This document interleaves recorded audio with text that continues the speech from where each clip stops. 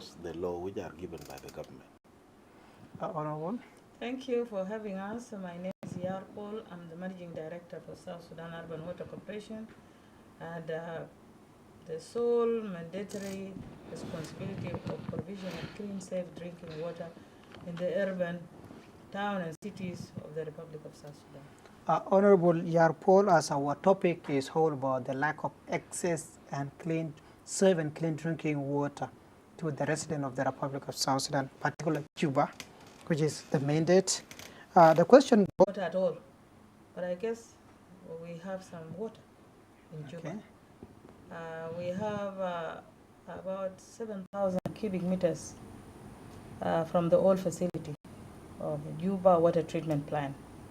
And we have currently inaugurated a grant aid by JICA that has handed over to us this March, graced by His Excellency President Salva Kiir Mayardit, and it produces 10,800 cubic meters. Altogether, we can talk about 18,000 cubic meters production. I know it's not enough for Juba, but good for everyone. As a medium-term solution, we're distributing it through Jerken to the population of Juba. It's still not enough. I want to assure you that it's not enough. We need to do more. Water will also be posted to you as the City Council Authority. Now, how do you manage the thing related to the water in the Juba City particularly? And how do you make sure that the residents get water? Thank you very much, my brother, and to the viewers which are watching us in South Sudan and around the world. Actually, after the South Sudan Urban Water Corporation hand over to us the 10 fueling stations to Juba City Council, we starting by exercising the powers which are given to us. And that is why we told them that the blue tankers which are supplying water, they are supposed to supply water into the far area whereby the people cannot fetch water with the jerrycan. But nearby where they can get the water with jerrycans, they are getting them. So in that, after getting that, that is why now we are talking that we have got what we have now. We cannot say that we don't have water, but we are having water. The government have done what it could to do to its citizens. Now, Honorable, you say you guys are having water, but some other people down there are still, the residents, the local community are still complaining of there's no water to them. It is hard for them to get water. Leave alone the prices, we'll talk about the prices, but they also complain to get water. That is why I'm saying that in the area where they are near to get water with the jerrycans, they are there. But if you are far, that is why the blue tanker is there to take water to you. So saying that we don't have water is not correct. The water are there, they are supposed to be supplied by the blue tanker water. So it is not, we did not connect it. What they are complaining now, they are saying that why did the government did not connect it water into the houses? But that is phase 2. This was phase 1, and phase 2 is going to go on so that the water can be connected to each and everyone. Before I go to the Federation, let me come back to the MD of the Urban Water. When you say MD of Urban Water, it's top water. You are really managing the water because you're managing director of water. Honorable, you have facilities of water, but residents are not getting water, the tap water that is supposed to be connected to my house, to your house, to other person's house, and then you get water there and now. Whether you charge or you give it free, but still that one can be cheaper than anything. Why? And you have the facility. The same facility that was graced by the president last month, which is May, March or May, I don't know. It's March. It's March, okay, it's March. Now it's not reaching to the peoples. Why? So actually, with the new facility that was graced by the president, actually is designed to distribute water through public tap stands and tanker filling station. This was the design. And the design was aimed to be a short-term plan. The long-term plan is for every household to have a connection, which we're still working on. But before we get there, because it's not easy, the infrastructure of water needs a lot of money. So before we got there, the Japanese people and government gave us a grant, which is assistance, so that we have time to plan and mobilize resources to make house connection. People are complaining because water is not enough. The demand is still very high.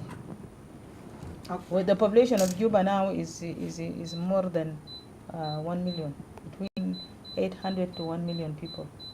And these 18,000 cubic meters are not enough for everyone. Let me come to the union. You've been quiet. The two colleagues are dominating.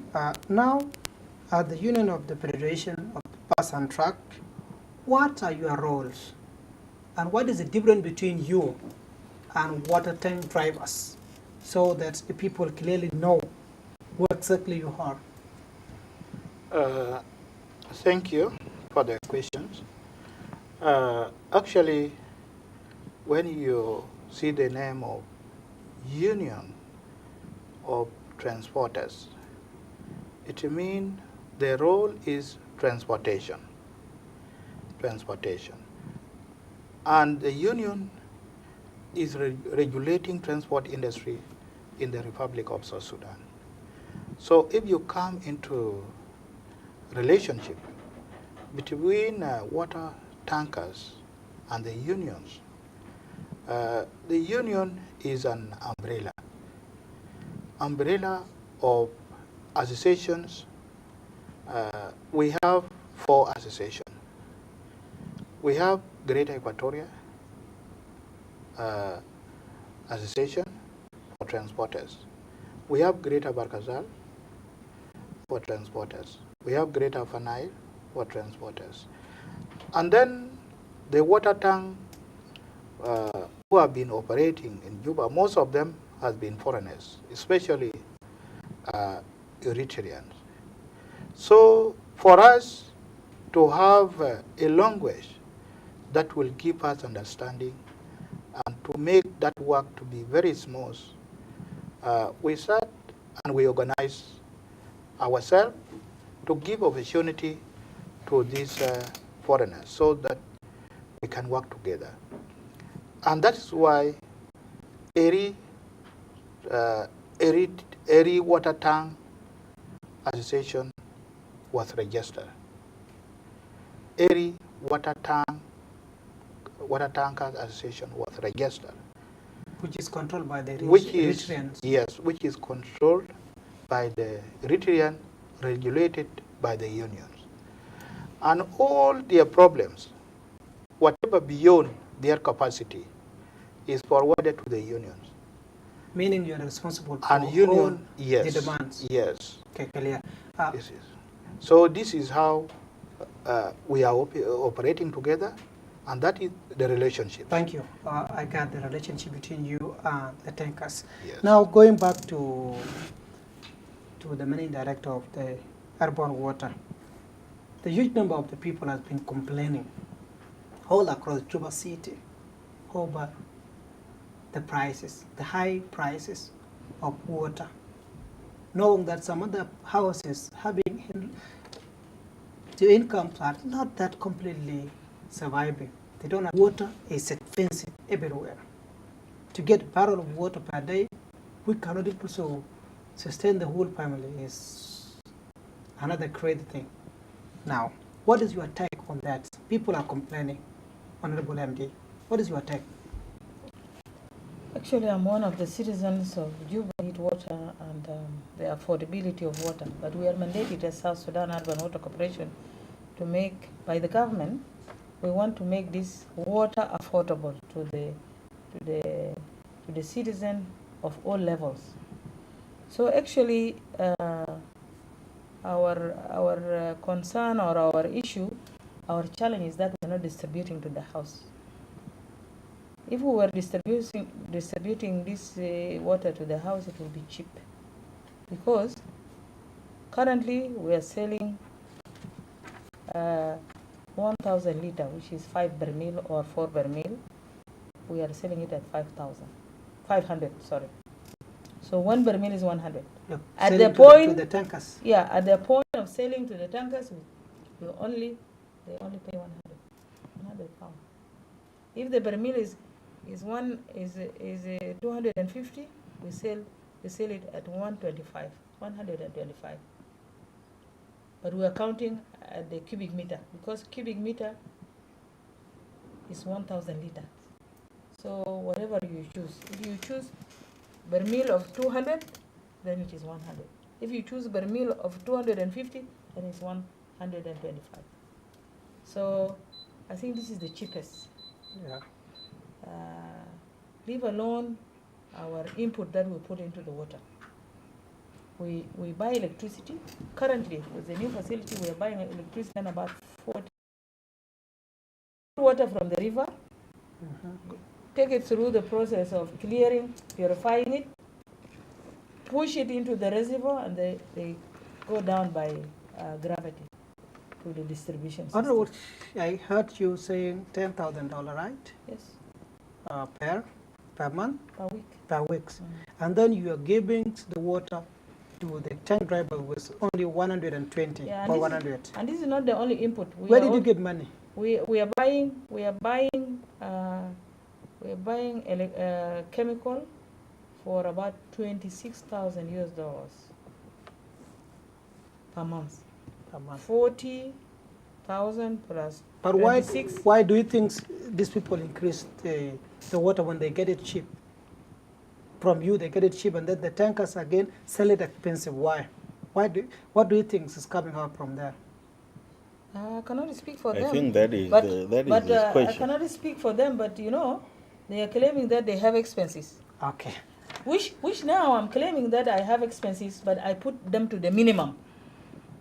This 100 that I'm collecting without any profit, I collect this 100 and give the priority to electricity, give the priority to chemical, give the priority to the people who work night shift, who are operating the machines. The government is not asking for profit. Mr. Chairman, Yes. now they say, the MDs say, Yes. and you have heard by yourself, that they are selling this water only 100 SSP Yes. to 125 SSP. Yes. Now, in the process, your tankers, drivers, went and sell it to the innocent community with a lot of prices, from 1,500 going forward. Actually, thank you. When you hear the sale of water at 100 pounds, the drum, annually, it is expensive. But if the water tankers buy water and carry it like that, to take it without use of vehicle, without what, then the question would have been okay to be forwarded. But now, when you use that water tank vehicle to come and carry and take that water to be supplied to consumers, most of the vehicle of these blue tankers, there are 23 drums. Every vehicle is having 23 drums because they have their design, and they give them to the people whom they know making for them. My point is, I'm coming in. Now, if you look at the sale of water, one trip, when water tank come and buy, one trip, you come and buy water from the water source, that is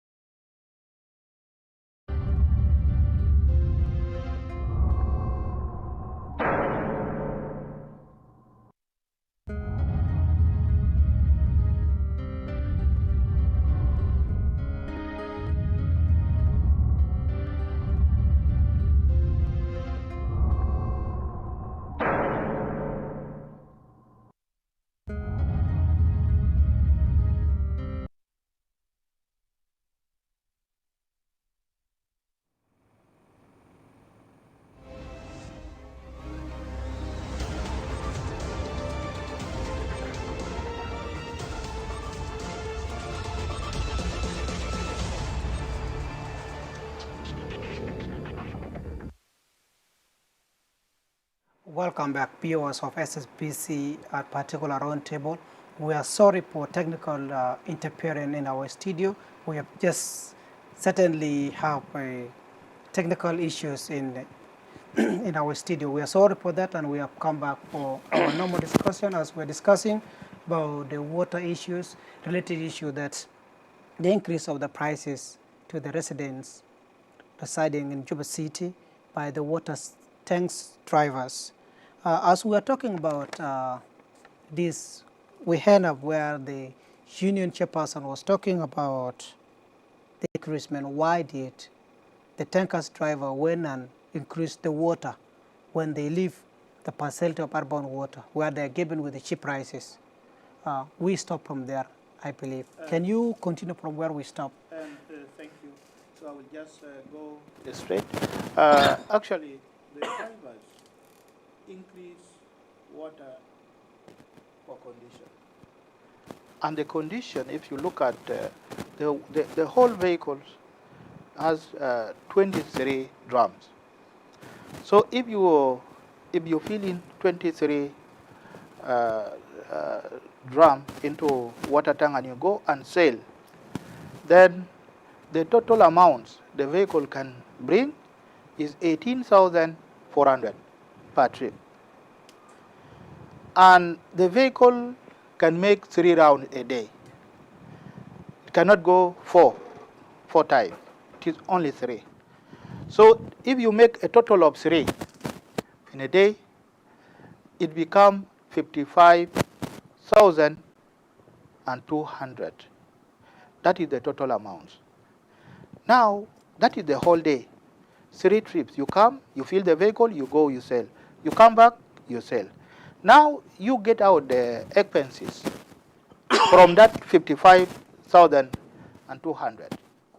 You find that a vehicle is using fuel of 30 liters, which is 1 jerrycan and a half. So it cannot go 2 jerrycans a day. They use 1 jerrycan and a half in a day. And the total amount for that is 33,000. Now you come to that generator which pump water, which pump water to the drums. The generator, it take 2 liters, which is 2,200. So if you make the total of that, plus the amount for filling water at the water source,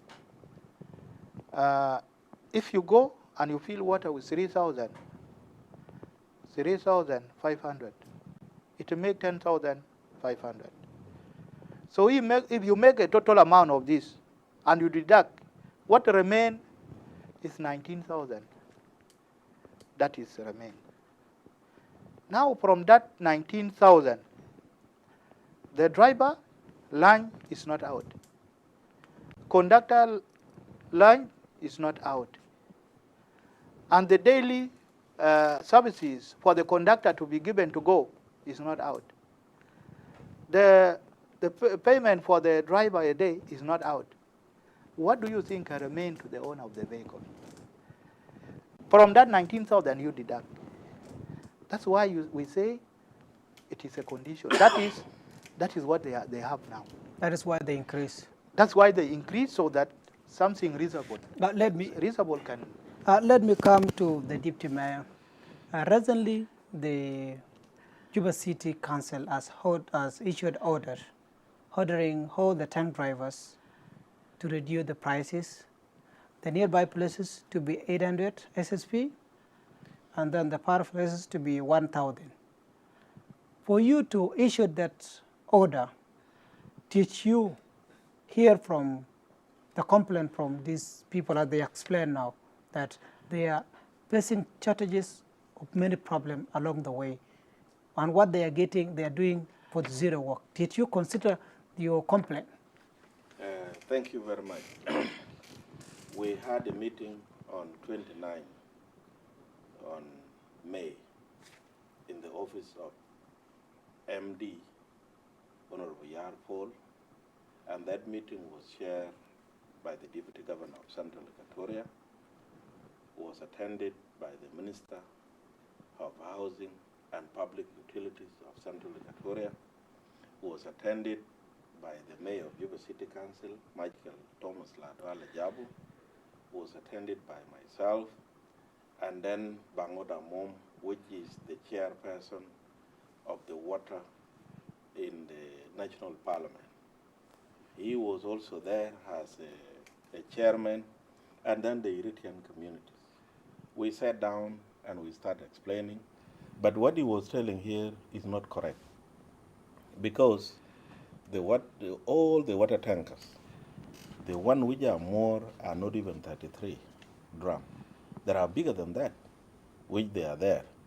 And in that place, when they come to us, it was a complaint as the way he's putting it now. The expenses of the driver, the expenses of the tent boy, and the expenses of the police, the expenses of what. And I was asking them, is it the people of South Sudan who are supposed to pay those expenses? Because they are not the people of South Sudan who employ the driver. He's himself the owner of the water tank. So for that matter, if you see, like Honorable Yar are selling water in 100 in one drum. So that 100, if it is 30, then it is only 3,000. Go, if you are going to sell that one drum with 800. Time is 800 with 30. How much it is? It is a lot of money. When you go around also, you go and come, because some of the people used to come even 5 times. It is a lot of money. Because also, as Honorable Yar was saying that he's also a citizen, I'm also getting water from them. And my tank, which is up, I'm paying 27,000 to them. So it is not at all, it is not a logic on what they are saying. If they wanted to add, is it by themselves or by the government? So for that matter, we told them that this is how the government used to work. And that is why we told them that in the nearest area is supposed to be sold with 100. And then the Par area, which is going to Jebel Dinka, going to Kabu, going to Checkpoint, going to Bilpam, going up to Chirkat, we put it as 1,000. It is also a lot of money, of which the expenses are not supposed to be put into the people of South Sudan. So it is not correct. They are not saying right. Mr. Chairman, Yes. you heard from the authorities saying that it is not your right. What is your reaction on his talk? Actually, I was talk of what is facts, because it is information which I have on the ground, which I am now hearing it out. What have been mentioned now of 8, it is the price of 8,000 that are mentioned. And if it is a lie, let the committee be formed, a committee that will make verification to tell the truth, if they will not join me later. Because something there in the market, and it is not very far away, we have the fuel at the petrol station. How much is the liter? And the vehicle need to have that number of liters. It is not a lie. The filling of water, which I have mentioned, it is there at the water source. It is not a lie. I have not mentioned other things. What I have mentioned are the things that cannot be done. What are those other things? Other thing, it is the food, that food of driver, the food of conductor, and the one that will remain. And we have this for the taxes that are being paid. 19,000. Which is chaired by the mayor previously.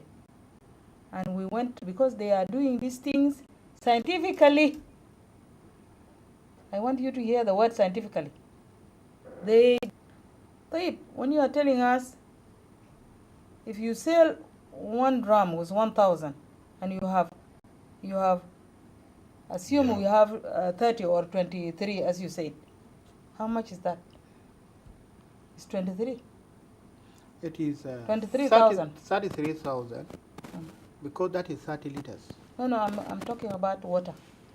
About The actual water, because you are before you are selling Bermil at 1,000 or 1,500. That's what I'm saying. Water. so the water is going with 800. There is no problem.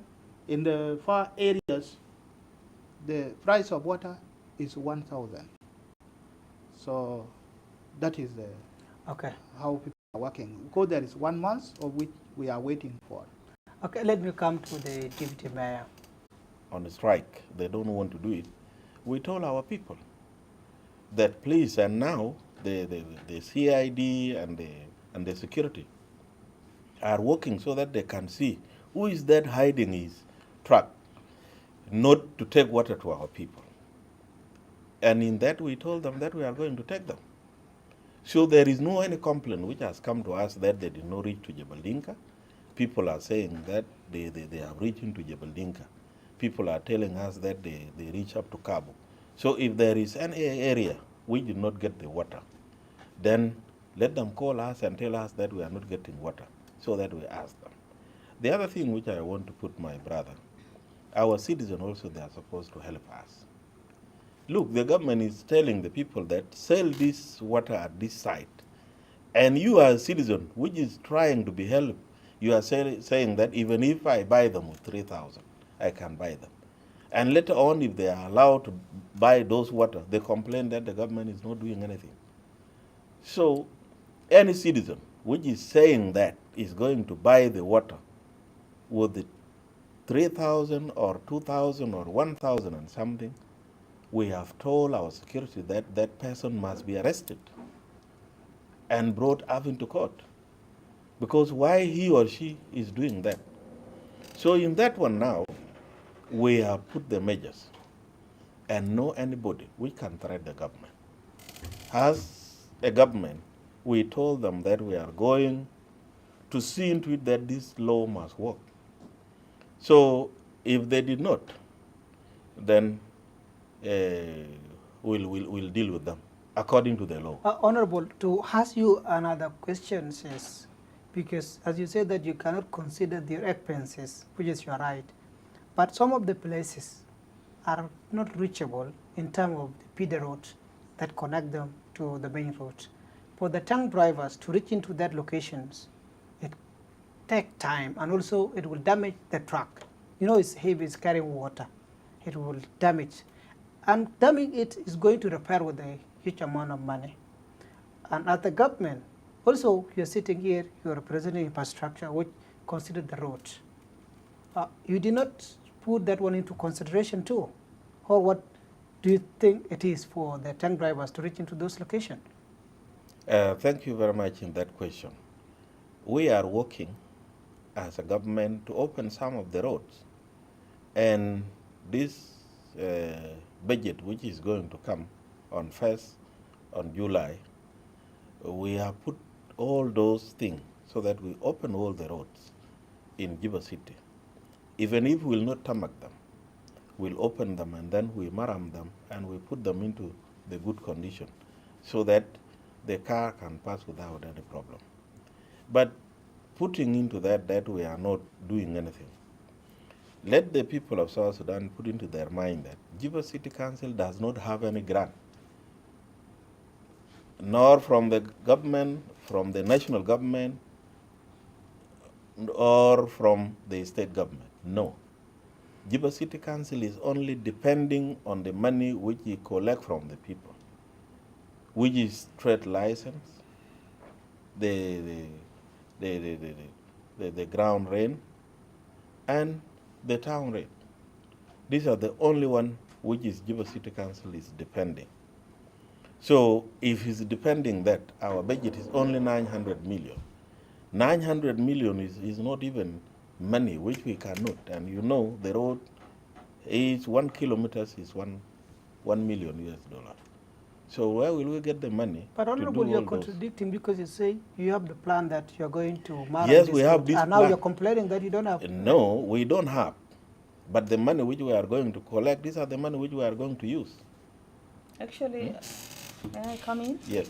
Okay, you can come in. Actually, we have been collaborating with Juba City Council because this issue of the road, especially where the tankers they wet the road, we have been seeking assistance from the Juba City for us to use their machinery, and then we buy the maram. So we are working in collaboration to repair some of the extreme damaged roads so that water can still reach the citizen. So we have been doing that. We have done it in Gudele, Moraba Tiza, Gudele, Moraba Saba. We have done it in Jebel, where the tanker filling station is there. We have done it in Lologo, where they give us their machineries and the people so that they go and put maram, makes a bit of drainage so that the water which is leaking from the tankers can flow. But they have been talking about the bigger plan, which will make, because our role is provide water.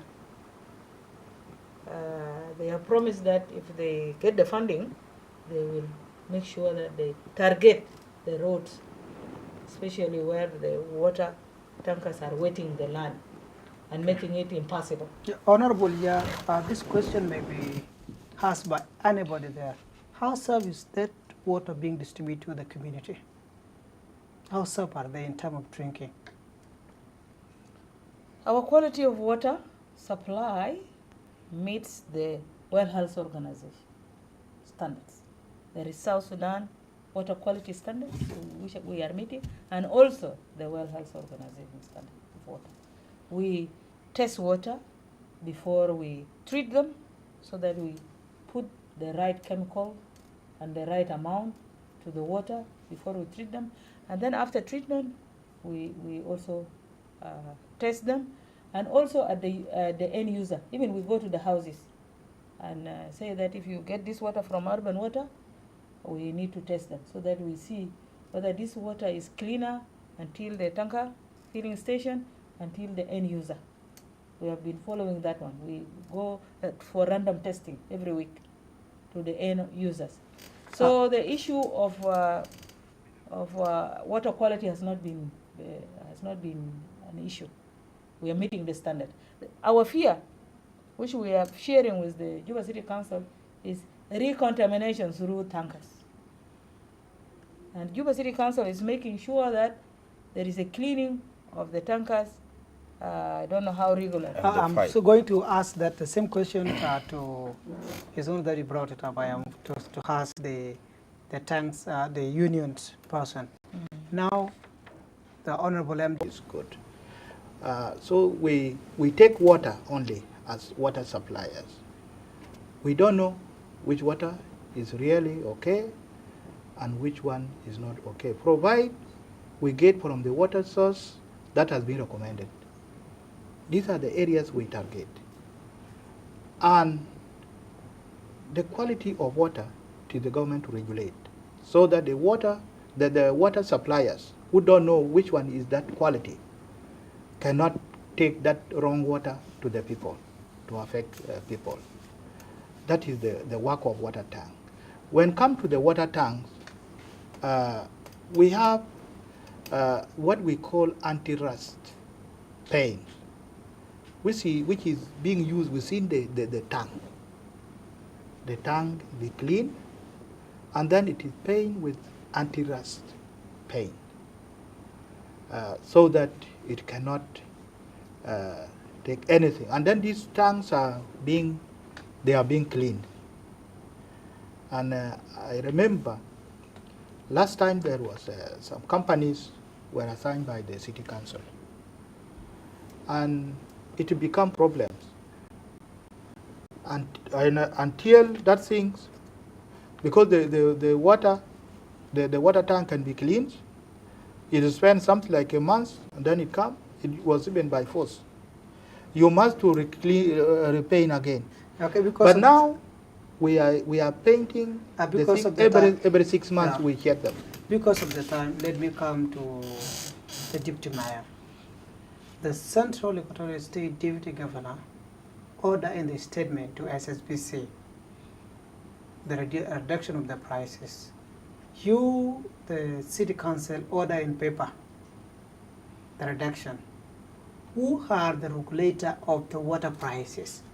Is it Juba City Council, Harbour Water, Central Equatorial State, or which is which?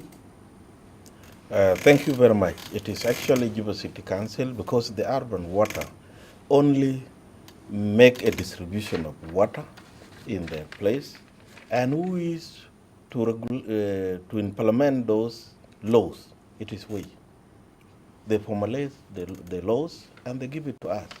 So that thing, it is we to implement the law, not the urban water, not the government of Central Equatoria, but it is we as a local government, which is very near to the city. Okay, gentlemen, we are caught up by the time in the studio. I know that we have much thing to discuss, but we always give break for the next discussion.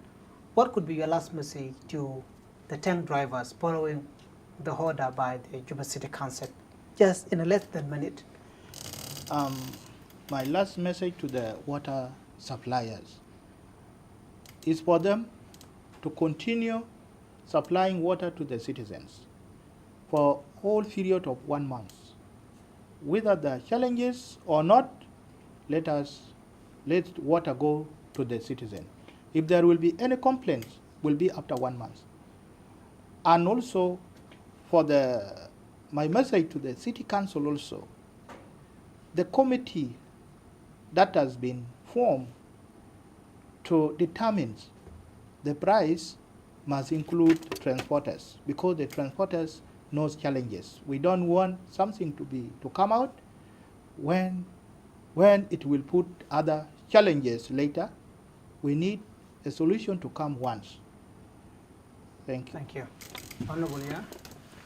I want to thank you for hosting us and having an opportunity to speak to the public about these important issues. Actually, I want to tell my brothers from the Eritrean community and also my brother here that we are actually running business. Like the corporation is a real business. And I've told you the expenses that I'm putting into water. My difference with them is that I'm not supposed to make a lot of profit. For them, they are working for profit. I want them to look into their unrealistic expenses. The unrealistic expenses that I picked out last time are the payment for the drivers, the lunch. Even our minister don't eat that money during lunchtime. The minister of the Republic of South Sudan does not have that money for lunch. If they have that money for lunch, I would recommend.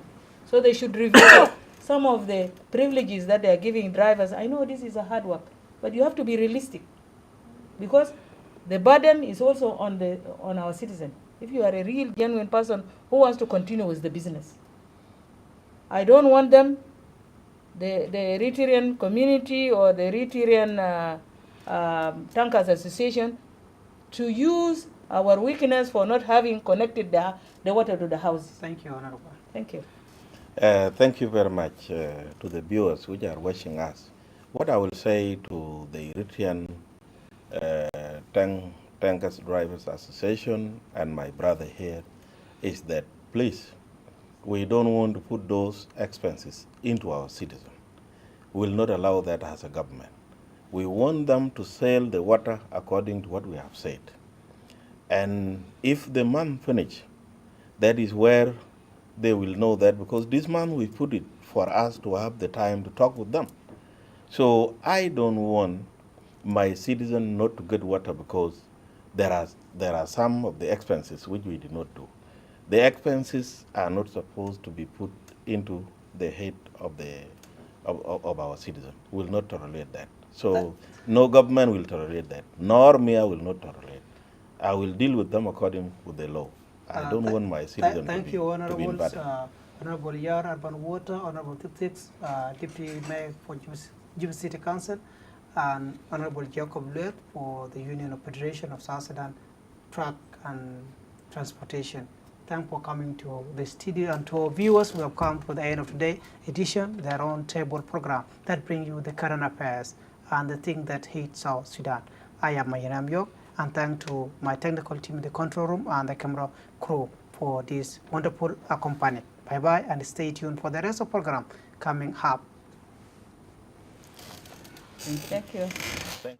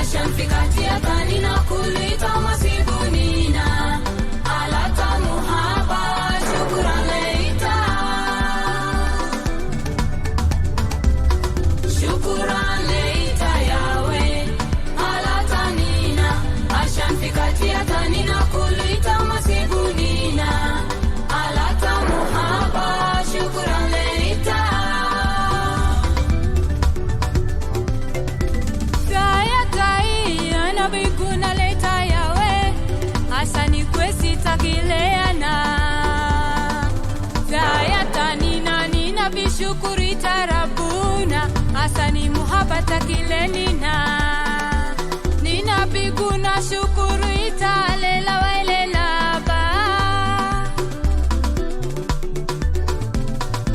faya tai ana biguna leita yawe ashani kwesi takileana faya tanina nina bishukuri tarabuna.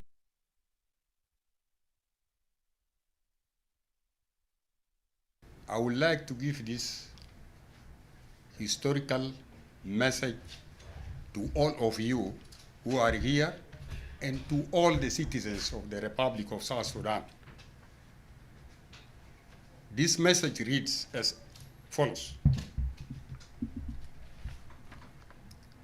World Meteorology Day takes place on May 20 annually. The day celebrates the signing of the META Convention by the delegates from 17 different countries in Paris, France on May 20, 1875. It resulted in the establishment of a universal recognized standard measurement system. World Meteorology Day is dedicated to demonstrating how our scientific measurement system is capable to expanding beyond and confines of language. Measurement science, often known as metrology, is concerned with the routine taking of measurements and how these measurements are progressing improve our time to improve their accuracy.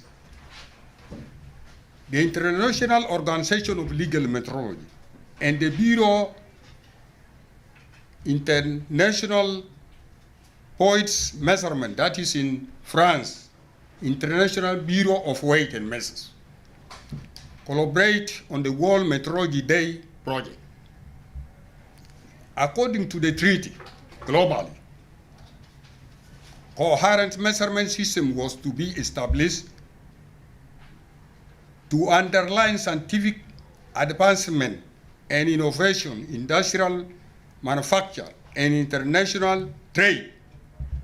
It also serves to improve people's quality of life while also safeguarding the global environment.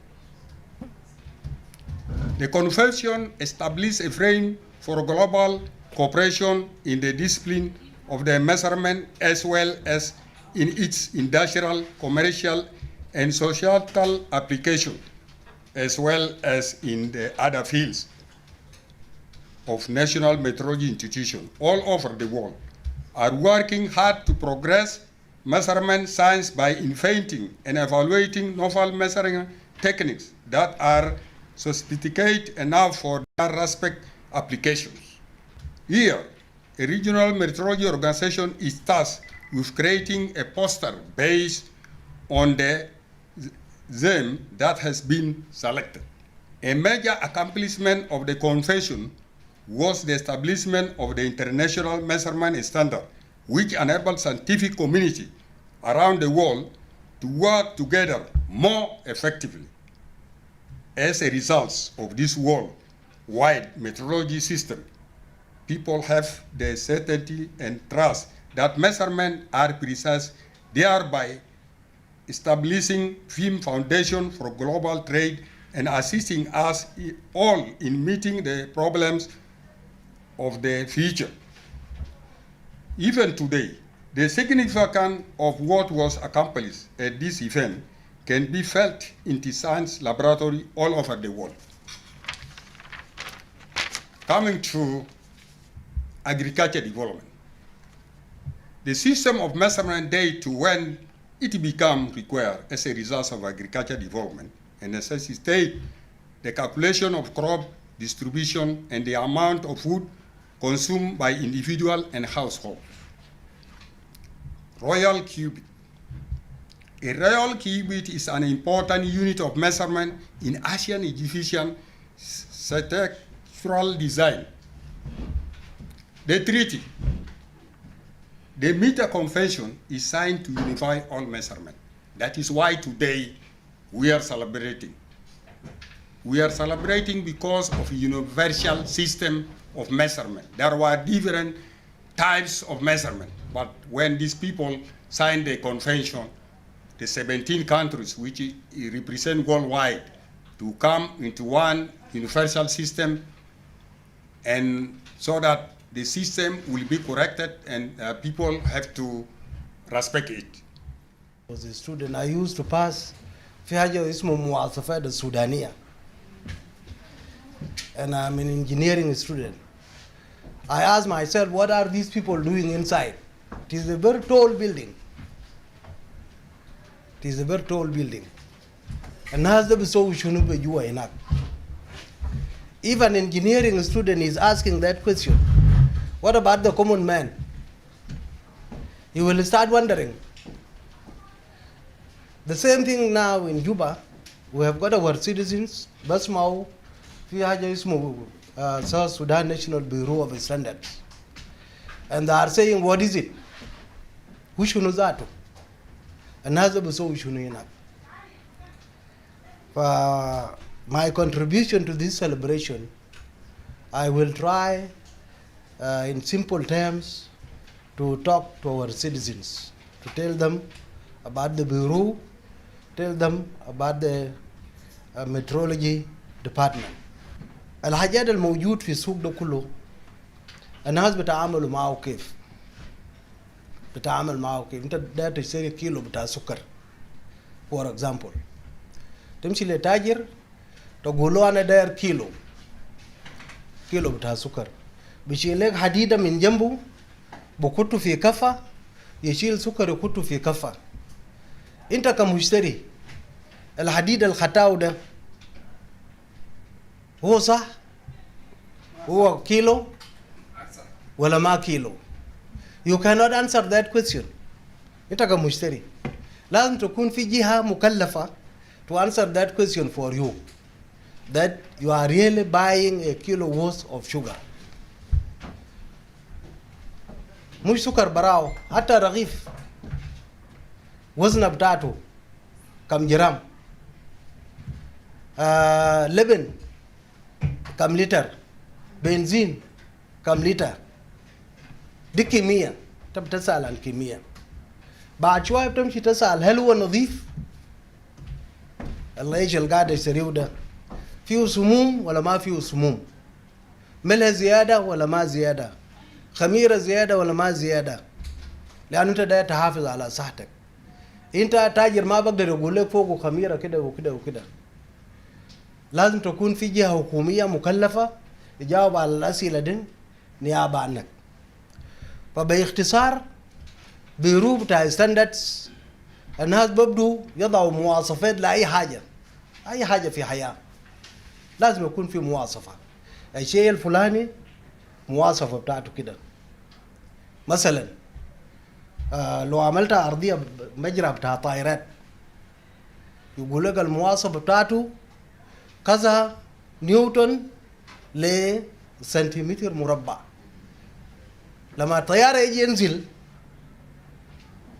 وبقوة أكبر من القوة أنت قلت ده it will hit the ground and it will sink.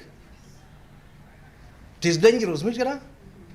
لازم القوة بتاع النزول بتاع الطائرة ده يكون أقل من إيه؟ من المواصفة اللي أنت خدتيه. Now I think you can feel why it is important to have standards. There are standards for roads, standard for buildings, standard for air, standard for whatever thing that we are enjoying in life has got a standard. المواصفات دي بنلمهم كلهم في كتب. كل حاجة عنده كتاب. ده واحد من أدوار بتاع National Bureau of Standards. ده بيجيب المواصفات دي من وين؟ بيستعين بجامعات اللي بيعملوا تجارب تيستينج، بيستعين بمؤسسات عالمية، بيستعين بمواصفات بتاع الدول المجاورة. نشيل المواصفات دي ونجي نعقلمها مع جو بتاع جنوب السودان. انت ما بتشيلوا كروت كده تقول دي مواصفة بتاعتي كده، تراعي ظروفك المحلية تعمل له adjustment, then you bring a set of knowledgeable people, they sit, they discuss, they adapt it, they adopt it. تقول ده حقي. بعد شوية الببليك بيجي يشتري المواصفات دي من هاي المواصفات بتاع جنوب السودان and they go and use it after it has been certified. ده هو الرول الثاني. عندك المعامل المنتشر في جنوب السودان ده، ناس رود عنده معمل، ناس مستشفى عنده معمل، ناس بني عنده معمل، ناس واتر عنده معمل. Who is controlling these labs؟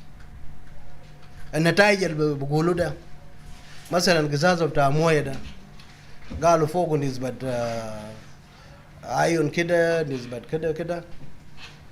Are you sure these things are correct? It is the role of the Bureau to testify to the public that what you are reading on the label is correct. Metrology أو القياس المعايرة. It is the father of standard. It is the mother of standard. ده أمه بتاع مواصفات. الآن احتفظوا هنا ده أمه بتاع مواصفات. الموازين عنده تاريخ طويل.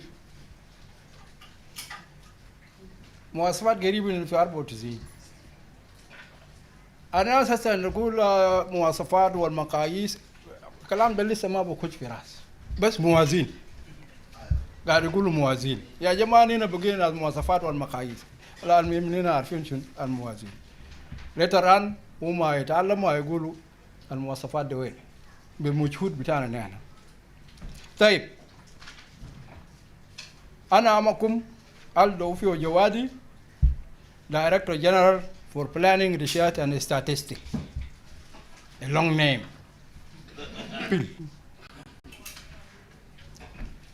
نحن في planning عندنا خطة لكل departments.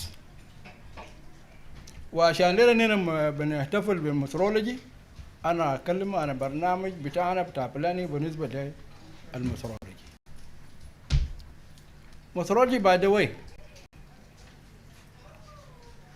شغله كبير جدا وبيخش في كل مجالات زي ما ذكروا المتحدث قبل شويه.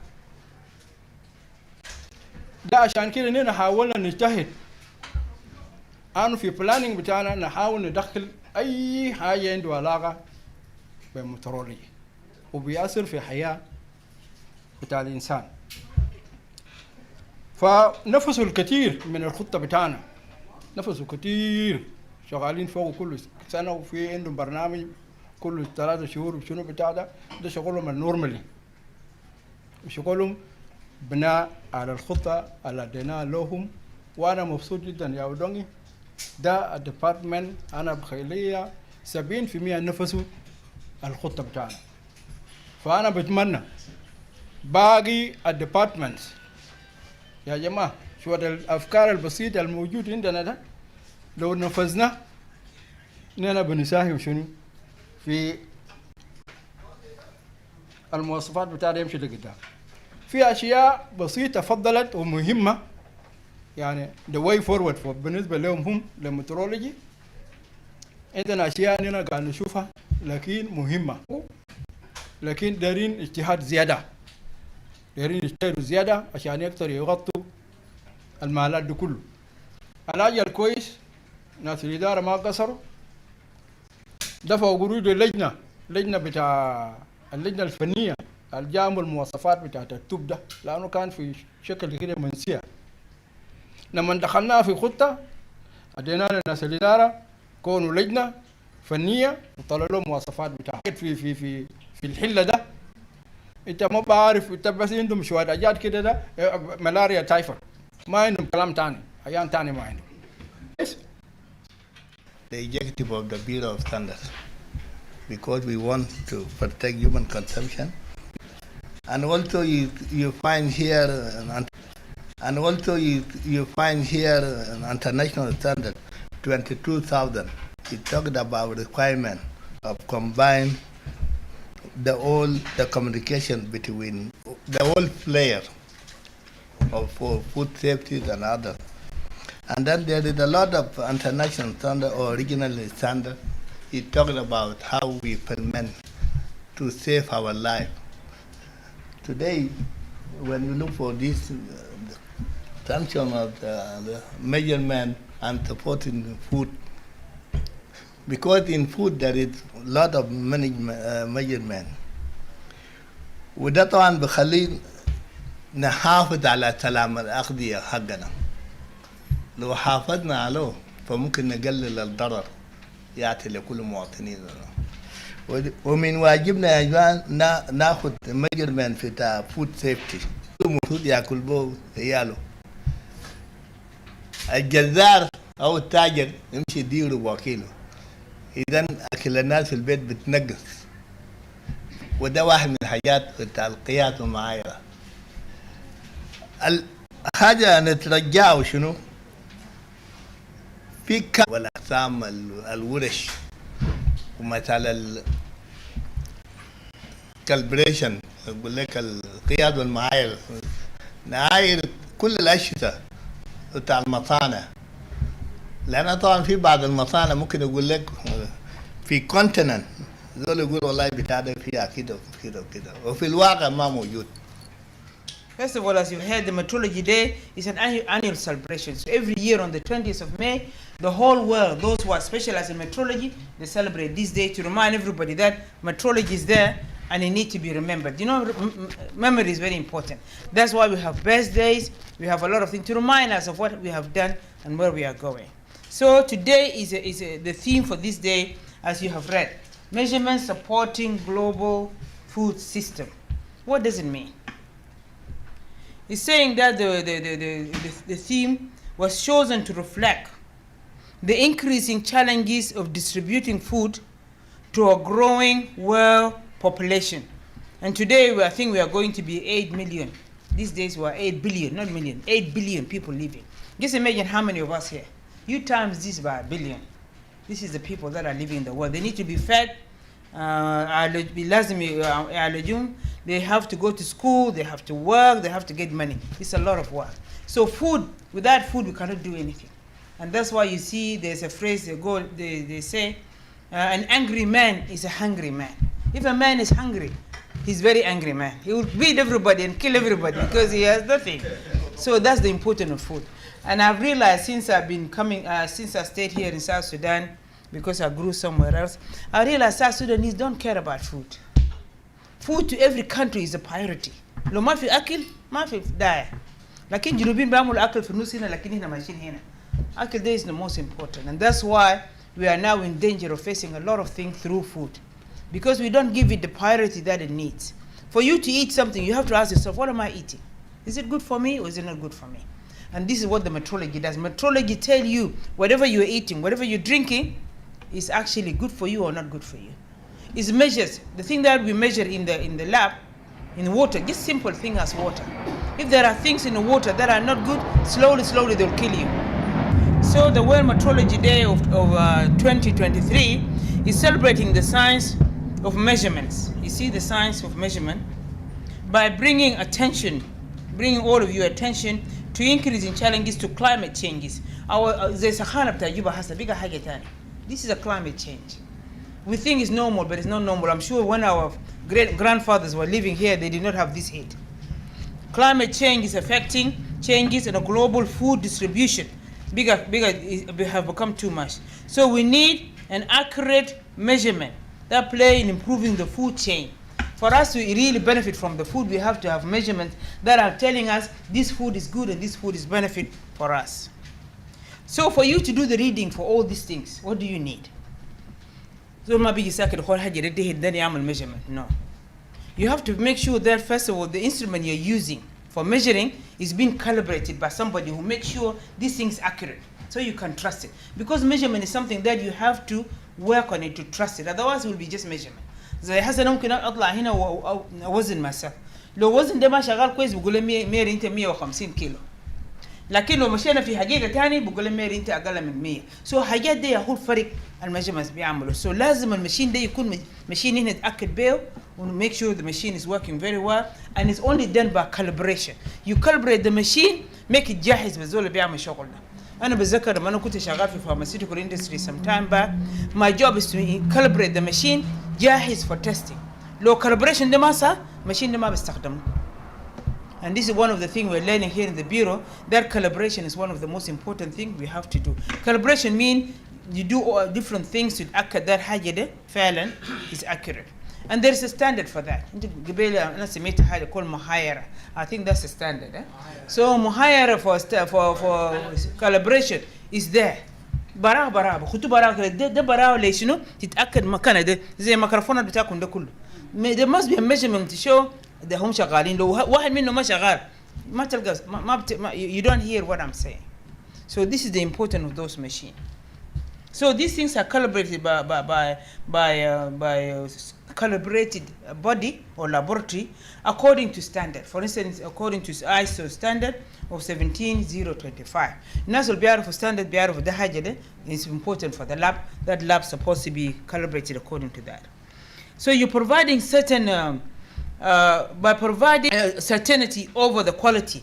When you are sure measurement بتاعك ده حقيقة يهودي تمشي تعمل measurement. كويس انت ما تقول لزول حاجة كده زي قبل أستاذ مجا قال زول يمشي يعمل pressure too high, then you go there, pressure is not there. This is very dangerous. Because لو أنا دكتور وبديك حاجة ل blood pressure لازم أتأكد blood pressure بتاعك ده حقيقة فوق ولا تحت. Because لو تحت بينزل أكتر من تحت وأنت بتموت. لكن لو blood pressure بتاعك ده high and I give you medicine, you will save you and you will be high. So you see the difference and the importance of these measurements.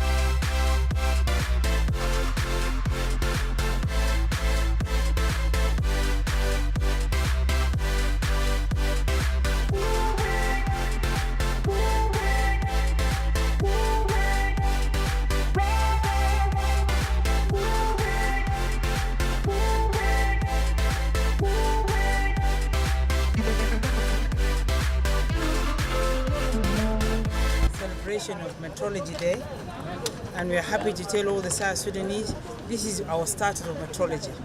As you have seen the lab, you have seen the technician, you have seen the importance of measurements, and it's relevant to food.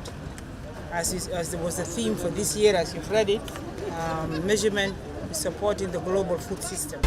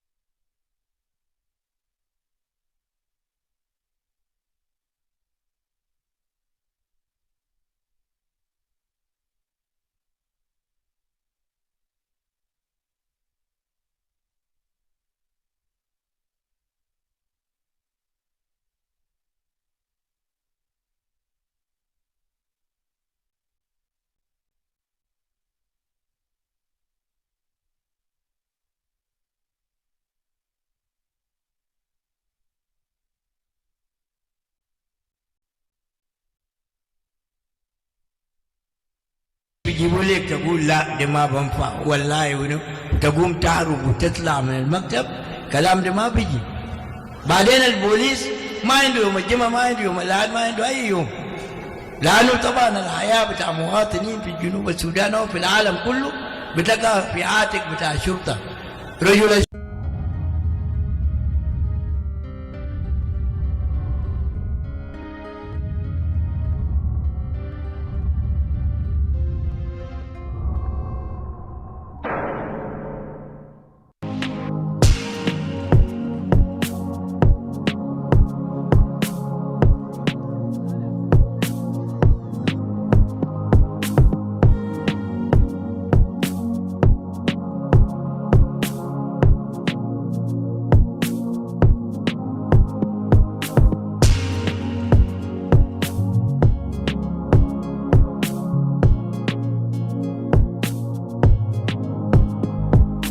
A joint delegation from Concerned South Sudan, the organization of the First Lady, in collaboration with citizens, call for emergency evacuation of South Sudanese trapped in the Sudan's war, visit Reng County in Upper Nile State to assess the living conditions of the returnees in Reng. The delegation, led by the executive director in the First Lady's organization, Dr. Paul Gel Atem, toured the transit camps in Reng County and addressed the returnees. The returnees complain of lack of water, food and shelter. They appeal to the national government to evacuate them from Reng to their respective states of origin. نحن هنا بواجهنا مشاكل شديد. أول شيء عيالنا تعبانين. ثانيا يعني وضع بتاعنا هنا قاعدين فوق وضع صعب. حتى يعني حمامات نمشي فوقه ما في. ثالثا يعني مويه مرات بنشتروا بقروش واطفال بتاعنا يعني تعبانين شديد. اطفال بتاعنا تعبانين شديد ونحن ما دارين حاجه، نحن دارين بس نمشوا بس، يعني دارين بس وضع هنا فوق وده ما دارين نكونوا قاعدين مستقرين. افانينا دارين من الرئيس بتاع جنوب السودان بالذات يعين لنا هنا ما دارين باقي احزاب التانيين، لانه ما بزول بيقدر لنا الا الرئيس بتاعنا ما بيقدر لنا. نحن جرينا من شمال السودان جينا هنا لانه ده دوله بتاعنا، لازم شنو؟ لازم اي زول يمشي ولايه بتاعه. نحن ما قدرنا نكونوا قاعدين في ولايه ده لانه هم ما قصروا معنا، نعم، لكن لازم كل زول يودي ولايه بتاعه. يعني الناس ما يجي لنا شهر ونص ده يجي يسجل ويمشي وده يجي يسجل ويمشي، لكن حقيقه ما عرفناه. نحن ذاتنا نحن مع جنوبيين، نحن ما عندنا حق ذاته. نحن جرينا من وين؟ جرينا من شمال السودان، عيالنا تعبانين، في باقي عيال جو ولدهم هنا وفي باقي اولاد اسي يعني ما عندهم حاجه بياكلوا ذاته ما في. نحن امهات يعني حالتنا صعبه شديد، عشان كده لازم يحول مطر ذاته جا اسهم بارنين مجاهدين نص يعني نصنا ذاته شالوهم ودوهم في محل ذاته ما كويس، اي طرف البحر، ومحل ده ذاته فيه دبايب، ومحل ده ذاته فيه صعوبات شديده يا اخواننا. عشان كده لازم رئيس بتاعنا يقف معانا عشان نحن ذاتنا. ثانيا كمان نحن كمان جينا ده ما جاي يا ساي، ربنا جابنا في شمال السودان لجنوب السودان لانه في هدف. ربنا جاي يسويه. عشان كده وصية ده يمشي لكل زول مسؤول، لكل زول يعني جانب يعني اللي بيقوم بواجب ده لازم يقوم بواجب ده نصيحة يعني. نحن تعبانين شديد، ما قدرنا نقعد في هذا المحل ده. عندي رسالة بس لرئيس سلفا كير ميادين. نحن شعب جنوب السودان لو جينا ما نتم زي 15 يوم في يونمس نحن ماشيين مقاطع بتاعنا. نحن سلفا، نحن يا سلفا كير أصلنا هي شينا سلفا كير مظلوم، سلفا كير مظلوم. أنو ده شعب بتاعه شعب جنوب السودان نجي زي نفس اليوم طوالي يحرقونا نمشي مقاطعنا، ما دارين زرع ما دارين شيء، يزول يمشي يموت في المنطقة حقه. ده كلامي. أنا ما دارين 7 يوم. عايزين الرسالة بتاعه ده رسالتكم كلكم. لو خرطوم خرب معناته راجين مقاطعنا. نحن لما مرقنا ما مرقنا بجوع، ما مرقنا بجنو، ماشيين بمدارس عندنا عيال أتام. مرقنا المرة خرطوم كله جزء من أتام.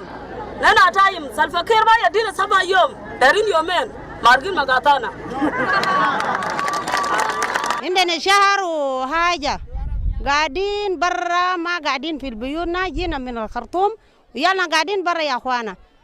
نعمل شنو؟ نينا نسوان بتاع روين نعمل شنو؟ يال قاعدين برا، ما في مويه، ما في اكل، ما في ولا حاجه. مويه جابها والمباري وحنينا قاعدين في قريب. نعمل يال كيف يا اخوانا؟ يالنا قاعدين في شارع ساكت. هسا دايرين مشمة، دايرين حاجه ياكل يالنا. حاجات الضرور في قريب، انتوا تعرفوا القريب بتاع جنوب السودان، انتوا عارفوا قريب بتاع جنوب السودان تقيل جدا وما في مشمة. زول يقعد في شارع ساكت. وجينا في المحل المشاكل ما شلنا ولا حاجة. الزول جم من المشاكل داير يروح بس يودوا محل السمع الحية، وهو جينا محل المشاكل ما شلنا حاجة. هسه قاعدين ساكت دايرين مشمة همشي، ودايرين ناكل ريال. الجنة كان ما أكل ما يعمل يومين. رسالة لجنوب السودان، معنينا جنوبين وحنينا ولا يروين قاعدين نكلم ده ولا يروين. من أبيمنم، أنا مرة من أبيمنم وعنينا ولا يروين قاعدين نتكلم في شارع، قاعدين في سلك ده كله ولا يروين. في زيرو قاعدين في المحل واحد. جنوب السودان يحل الكلام أجنة الليلة يرجع حاجة سما في يومين ده. Akoch Akoi, the team leader of citizens' call for emergency evacuation of South Sudanese returning from the Sudan, pointed out that the condition of the returnees is very alarming. Our main visit today, we just want to see how you are settling in now in Rang and how best can we join our hand as South Sudanese to resettle you back to your hometown. I am very happy. I'm very happy that I have come to meet with you and I've seen your situation. It's a very devastating situation. My heart is really broken. Our people should not have this situation in our presence. So now I would like. Now we have come here and we are going to Jordan to receive some of the people who are coming by truck. But your situation is very clear. I will not actually say much. I will have to think how we can act on the situation. أنينا كمنظمة اسمه Citizen Call وجينا كممثلين بتاعت الفيرست ليدي ماما ماري أياندي. As I said before, Paul Gal Atem is going to talk to you to express the message of the First Lady. كما قلت لكم قبل إنه فول قاعدين هو الزول الوحيد الجاب الوطني عشان يزوركم. هو جايب الكلمة بتاعت الماما ماري أياندي هو يتكلم معكم. We have seen the suffering and this suffering is unbearable. We must go back to Juba and work day and night to make sure you are settled back to your respective states. شفنا المعاناة بتاعكم والمعاناة دي أكثر معاناة اللي ما بنقبله. أننا ماشيين نرجع جوا ونشتغل فيه الليل والنهار لأنه كيفية يوصلكم محلات بتاعكم. It is you who know the situation you left people in Khartoum in. So we need to work together also to bring all our people that are back in Khartoum here to Rang. انتم براكم عارفين الوضعيه اللي خليتوا اكوانكم في خرطوم. اننا هذا برضه شغالين لانه الناس اللي فصل في خرطوم ده لازم نسلوه هنا يصل في الرنج ونوصلهم للمحلات بتاعهم. South Sudan is our country, and we love South Sudan, and we must work as the South Sudanese, and we must build peace and prosperity. الجنوب السودان هو الدولة بتاعنا، بنحبه كلنا ونشتغل بيدنا نسوى عشان نجيب السلام في جنوب السودان، وأي زول يكون قاعد بسلام واستقرار في الدولة بتاعه. So now I would like to introduce Dr. Paul Galatem, Executive Director of the the First Lady Organization. أنا الآن بديكم زول الكبير الدكتور الجاب الوفد دي عشان هو يقول كلام بتاعه اللي هو جايبه الوفد. He is a leader and he is a team leader and he is a head of delegation that have come to see your demonstration today. وما زول ساكت، هو زول غاي، زول شجاع، زول بتاع شغل. هو يا زول الموصول من الوفد الجاي الليلة. هو جاي يقول لكم الغرض اللي جايبوه هنا ويقول لكم. Thank you. Addressing the returnees, Dr. Paul Gell says the organization of the First Lady and Citizens Call are working jointly with the government to evacuate the returnees to their places. General Turjong, General Dawa Turjong, وانتم كل الشعب جنوب السودان. وانتم الشعب تاع جنوب السودان الموجودة في ترانسيت سنتر هنا. السلام عليكم. السلام عليكم. As has been stated, كما قالوا we are here as a delegation representing the First Lady of the Republic of South Sudan, Her Excellency Mary Yan Mayadit. الوفد جاي من المكتب بتاع السيدة الأولى ماري أينديت، هو ممثلين بتاع المكتب ده.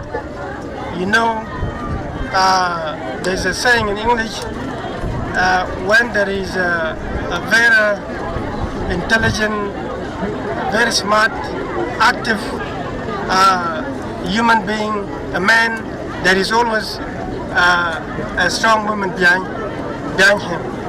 كما قال في الإنجليزي أو في اللغة العربية إنه خلف الرجل العزيز قال فيه المرأة العزيز. So His Excellency President Salva Kiir Mayardit, سيدنا الرئيس سلفا كير ميارديت, he is always supported by a strong lady. هو ما شغال حراوي، هو شغال من السبب من الأم ماري أينديت. So His Excellency President Salva Kiir Mayardit, he is with you. Seeing the incident took place in Khartoum, he has directed his government to make sure that you are safely returned to South Sudan. السيد الرئيس من يوم الوضع الحادث في خرطوم، من يوم الحادث has directed the Minister of Humanitarian Affairs and Disaster Management to make sure that you are safely returned to your origin or your respective states. السيد الرئيس وجه المنستر أو وزير الشؤون الإنسانية لأنه أي زول جاء في جنوب السودان لازم يصل للولاية بتاعه اللي هو داير يمشي يقعد فيها. So His Excellency the President is touched by your situation. السيد الرئيس هو مأمون شديد من الوضع أنتم قاعدين فيها. As I stand before you here, I'm really touched and I'm emotional about your situation. كما أنا واقف قدامكم هنا أنا لما جيت وشفت الوضع بتاعكم ده أنا بقيت محموم عليه شديد. So what do you have to do? We have to join our hands together. أجد أن أولوه إن كلنا نلم يدينا سوا. With the President of the Republic of South Sudan. نلم يدينا سوا مع الرئيس بتاعنا سلفا كير ميارديت. With the First Lady Mama Mary Yan Mayardit. نلم يدينا سوا مع First Lady Mary Ayandit. And all the government institutions. حتى الحكومة بتاعنا كله. Including the citizens. حتى المواطنين اللي قاعدين في جنوب السودان. And you have heard from my brother Koch. Before that, there is an organization called Citizen Call for Emergency Initiative. كما سمعت قبل شوية إنه في منظمة called اسمه Citizen Call for Emergency Evacuation. المنظمة دي منظمة الشعب. شو بتاعه إنه هو يشوف المواطن التعبان ويوصل للمحل بتاعه. These are South Sudanese good citizens. الناس اللي جابوا الفكرة بتاعت المنظمة ده جنوبين اللي عندهم إخفاء إنه هو يوصلكم للمحلات بتاعهم. Both in the country and outside the country. الناس ده ما موجودين في جنوب السودان وبس. في منهم برا، في منهم في جنوب السودان.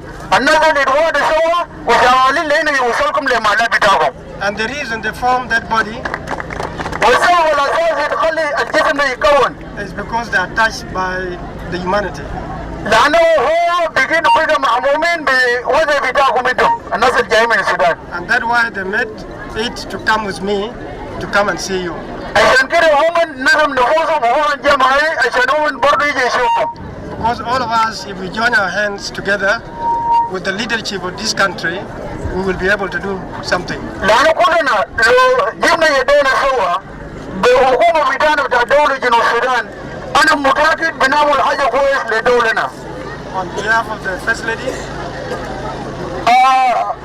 نيابة عن First Lady, I would like to thank all the organizations, including IM, UNHCR, that are here on the ground trying to help you. أنا بس بدي شكر لمنظمات المجتمع الدولي الموجودة معكم هنا. كان IOM والإكسيد والUNHCR الشغالين ليل ونهار لأن يوصلوا لكم الخدمات بتاعكم بالمحل ده. So why are we here? السؤال بتاعنا نحن إنه ليه قاعدين هنا؟ The team from the First Lady's office. التيم الجاي من المكتب بتاع الفيرست ليدي. We want to come and see on our own eyes. جايين نعمل اسسمنت عشان نجي نشوف العيون بتاعنا ما نشيل الكلام ده بأذان بتاعنا نشيل العيون بتاعنا. So that when we go back to Juba, لأننا نرجع جوبا we now can talk from the first-hand experience. أننا بنمشي نقول كلام مشيت شوفنا بالعيون بتاعنا ما كلام سمعناه من زول. We have seen even small young babies or young children, very small. عيال بتاعنا الجنة مولود اليوم. ده عندنا جنة اليوم وعندنا جنة بتاعت عندنا الأم عمره 120 سنة قاعد معنا هنا. الناس زي ده ما بيستيق ياكل الأكل اللي قاعدين ياكلوه هنا. They should be given some food. الناس زي ده دايرين يدوم أكل معين ما نفس الأكل اللي قاعدين ياكلوه ده. But you don't have this. ولكن الناس ده ما لاقين الأكل زي ده. I have seen people are very sick. شفنا برضه في ناس تعبانين عيانين. You need medicines. محتاجين للدواء. I can see you don't have plastic tents. شفنا برضه ما عندكم مشامات. You don't have water or limited water. المويه بتاعكم ما كافي. You have no latrines. الحمامات ما في. No blankets. البطاطين ما في. And above all, you don't have food. وفي كل ده ما عندكم أكل.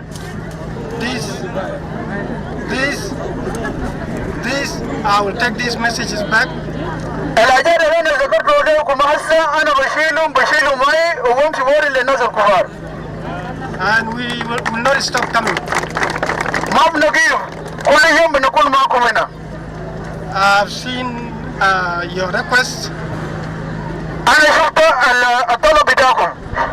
That you want to leave, you want to go to your estates. الطلب الوحيد أنا شفت من لقين منكم إنه كلكم يجوا دري يرجع للولاية بتاعه.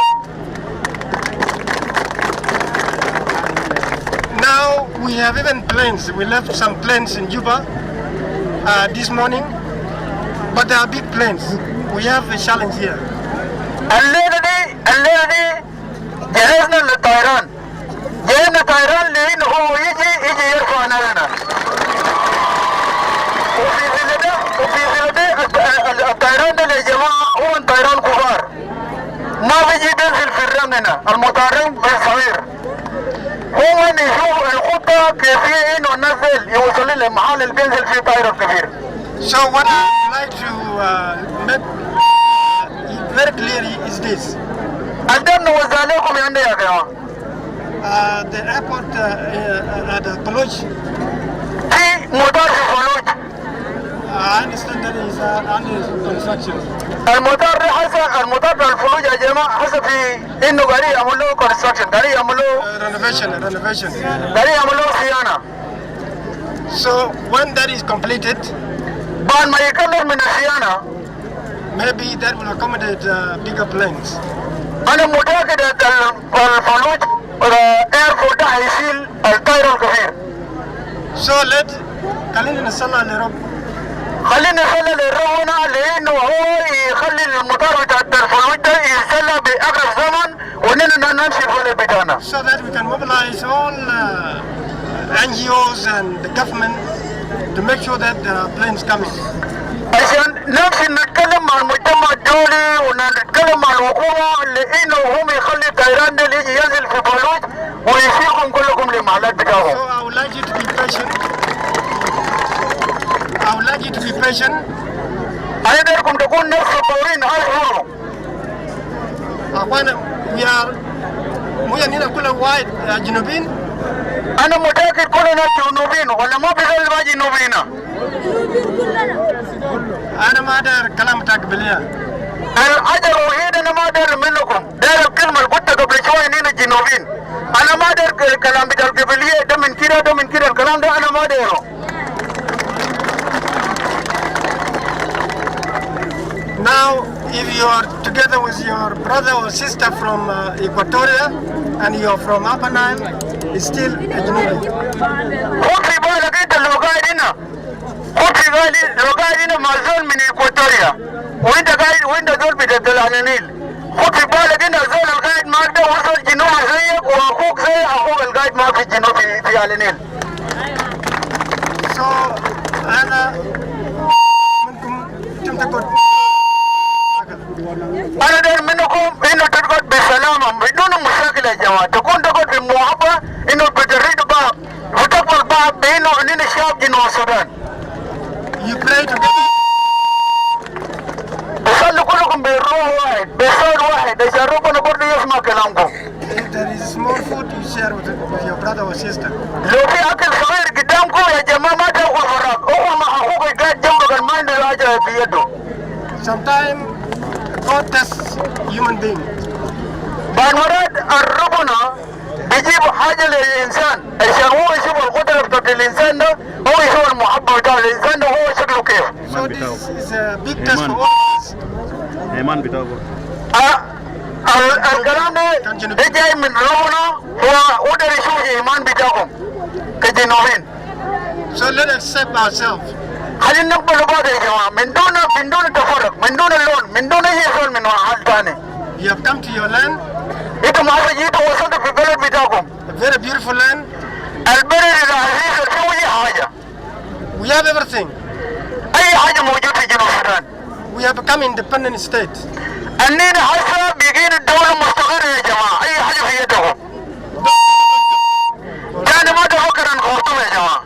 Think how you can make your life here. فكر إنه كيفية تبدأ حياة بتاعك في الدولة بتاعك دولة جنوب السودان. Our President Salva Kiir Mayardit. Really, Salva Kiir Mayardit. He gave us. هو جاب لنا الإندبندنس الاستقرار يا جماعة. We have our own money. بقينا عندنا القروش بتاعنا برانا. We have our own capital city. بقينا عندنا دولة بتاعنا عندنا عاصم بتاعنا اللي هو جوبا. So what do you want?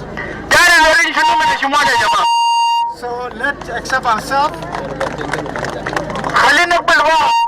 The delegation also visit the South Sudan border at Joda to acquaint with the number of returnees entering on daily basis. At the South Sudan border, the executive director at the First Ladies Organization, Dr. Paul Gell, describes the living conditions of the returnees as terrible. He urges national and non-governmental organizations to provide the returnees with basic needs. We came as a delegation sent by the First Lady of the Republic of South Sudan, Her Excellency Mary Yan Mayardit, to come and assess the situation of the returnees.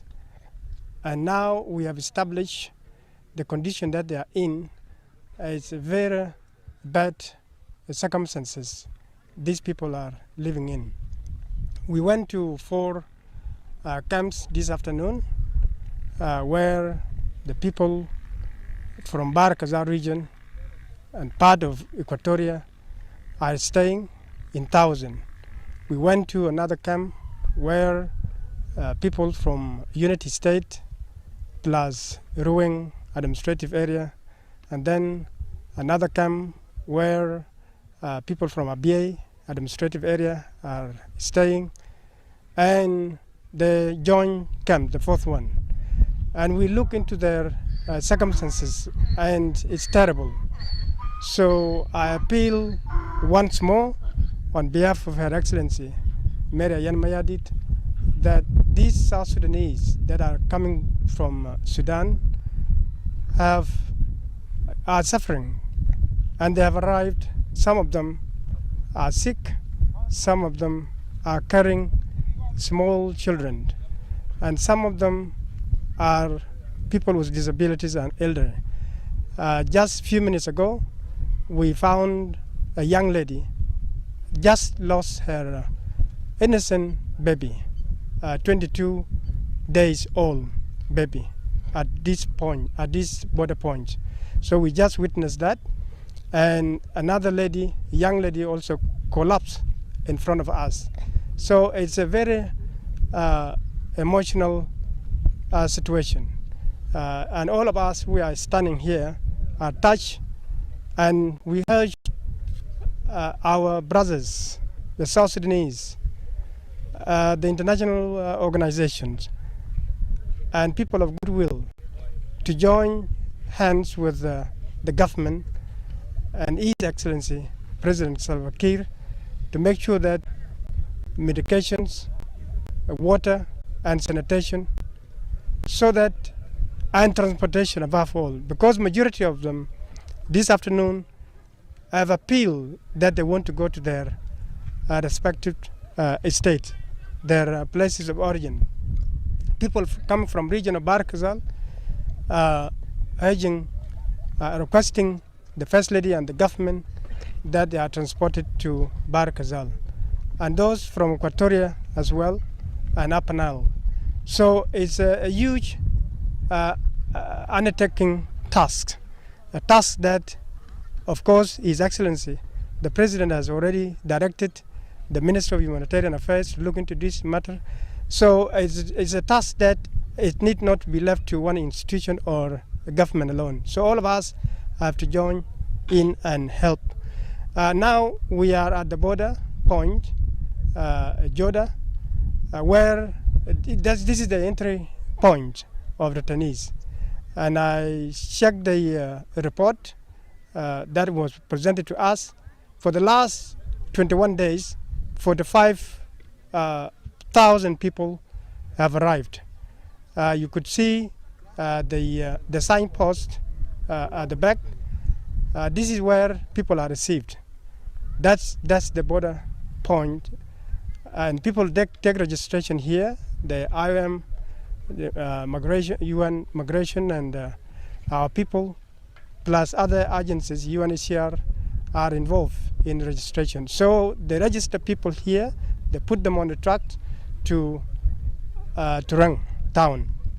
So we just drove from Rang to this border point to see the situation. So once more, this is the assessment, and this is the purpose of us coming all the way from Juba to come and see ourselves what the situation is. And the situation is really, really terrible. And it's time for us to join our hands together.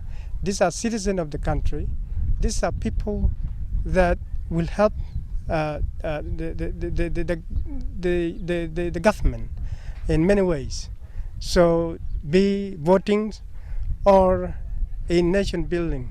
So I see that we have a responsibility to play here. And I thanked team leader of Citizen Call for emergency evacuation and reception, who has joined us since 2-3 weeks ago to work together and to join our hands together to see that we transport people from danger.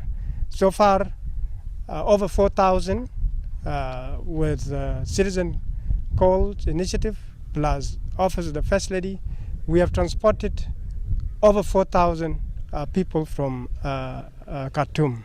Kak Padet Kak, the commissioner of Reng County, says the returnees are coming from Sudan in large numbers on daily basis. نحن بنقول شعب بتاعنا والشعب ده بنستقبله عشان بنقسمهم هو ده ناسنا ومنظمات. طبعا في منظمتين هو قدم يد العاونة للشعب بتاعنا، وانا بنتمنى كله بدخول الدكتور الليلة حجاز اللي هو قالوا عشان يدون الميز ويدون المشمعات عشان وضع بتاع المطر. نحن فترتنا بقى خريف، كنا بنتمنى مطر ما يلقاون زي مطر اللي لقى الناس في مطار فلج، كان وصل مشوار للناس حاجة حار. وجينا هنا في الحدود ده المرة الثانية، ده المرة الثالث ما الثاني. نحن جينا وكلمنا فيه والحمد لله لقينا اهتمام من سيد الأولى بأن هو اهتمامه للشعب بتاع جنوب السودان ومكتب بتاع سيد الأولى لاهتمامه بتاع جنوب السودان عشان الناس يعرفوا نفوذهم هم بيرحلون. الناس كان قلبهم حجزوا وكرهوا يصورون، كانوا زعجانين بالتصوير، بيقولوا ان احنا بيجوا يصورون وهنا التصوير بيشيلوا وما في زول بيهتم بينا. والوريناه ان شاء الله جاء الدكتور وعمل اهتمام من السيد الاولى. مكتب اليوم جاء صوروا قال ان شاء الله نحن نمشي وفي ناس بيجوا والناس وصلوا. وبنشكر الدكتور ورا اللفه قبال الدائرات ده كله وهسه وصلوا حدود هو كجوده وشاب حدود الجوده من الصباح يقعد الناس ماشيين شايلين حاجاتهم. وده ما هو اليوم الليله، كل يوم يمكن بتدخل ألف 800 900 ناس كثير. حاجه بيجيب الناس لحدود هنا يا صعب. الناس في جبلين والناس في ربك والناس في كوستي والناس في طريقه بتاع سنار والطريقه بتاع مدني. هو كل الجنوبيين ما جو. اسال جده ده حاجه بسيط، يمكن زي 200 300 زول لسه ورا هنا. وده بنتمنى الجنوب السودان كله يرسل زول يجي يأكد في الحته دي. ونطالب الولايات، ناس الولايات يرسل مناديب. المناديب يهودا بيجي بيأكد لنا الناس جو كم والمشوا كم. لكن اذا خليت مواطن ماشي زي السعيه وما عنده اعتماد ما بديك الاوكي. والرئيس ما قصر وما يندي ما قصر والحكومه الجنوب كله ما قصر. لكن اي ولايه مفروض يهتم بناسه. ان احنا جينا كولايه على النيل يوم مثلا هنا جابوا وزير الصحه وجابوا وزير التربيه وجاء زول بتاع RRC وجاء وقفوا هنا وخلصوا زي 6 عربات باصات هنا دفعوا قروشهم تانا نازل ما جو. والناس لسه جايين ودايرين اهتمام. نشكر لناس إدارة روين حتى اليوم الليلة مؤتمرين بترحيل ناس، وعدد الجاي كان جانا 10 نفر بالليل بودوا له ناس طوالي. وده اهتمام ان احنا لازم نهتم بالشعب بتاعنا. الرئيس الجمهورية لما عيننا كمحافظ في الحدود انا ما عينونا عشان نجي شغل نهتم بقصة الدولة ونهتم بقصة المقاطعة ونهتم بتعامل الولاية على النيل. أنا ممثل هنا كولاية على النيل وأنا عين بتاع ولاية على النيل، وكل بنهتم برئاسة الجمهورية. أي حاجة رفض يرفعوه هنا لازم نكون صادق، ما نرفع حاجة فيه تلفيقات والفيه حاجة بتاع الإعلام. نحن نرفع حاجة حقيقية. والدكتور جاء وشاب الموقع وأنا بشكركم. هذا تلفزيون جنوب السودان هسه بالناس اللي حصلوا الناس ده 76,000 و5,275 ده جانب. ده العدد الرفع عندنا. طبعا نحن ننتظر من الحدود هنا ما بنشيل من غادي. والده جاب لي الورقه، جاب لي مدير فيام بتاع جيجا ونحن نرفع بحسب اليومية اللي بيجيبوه.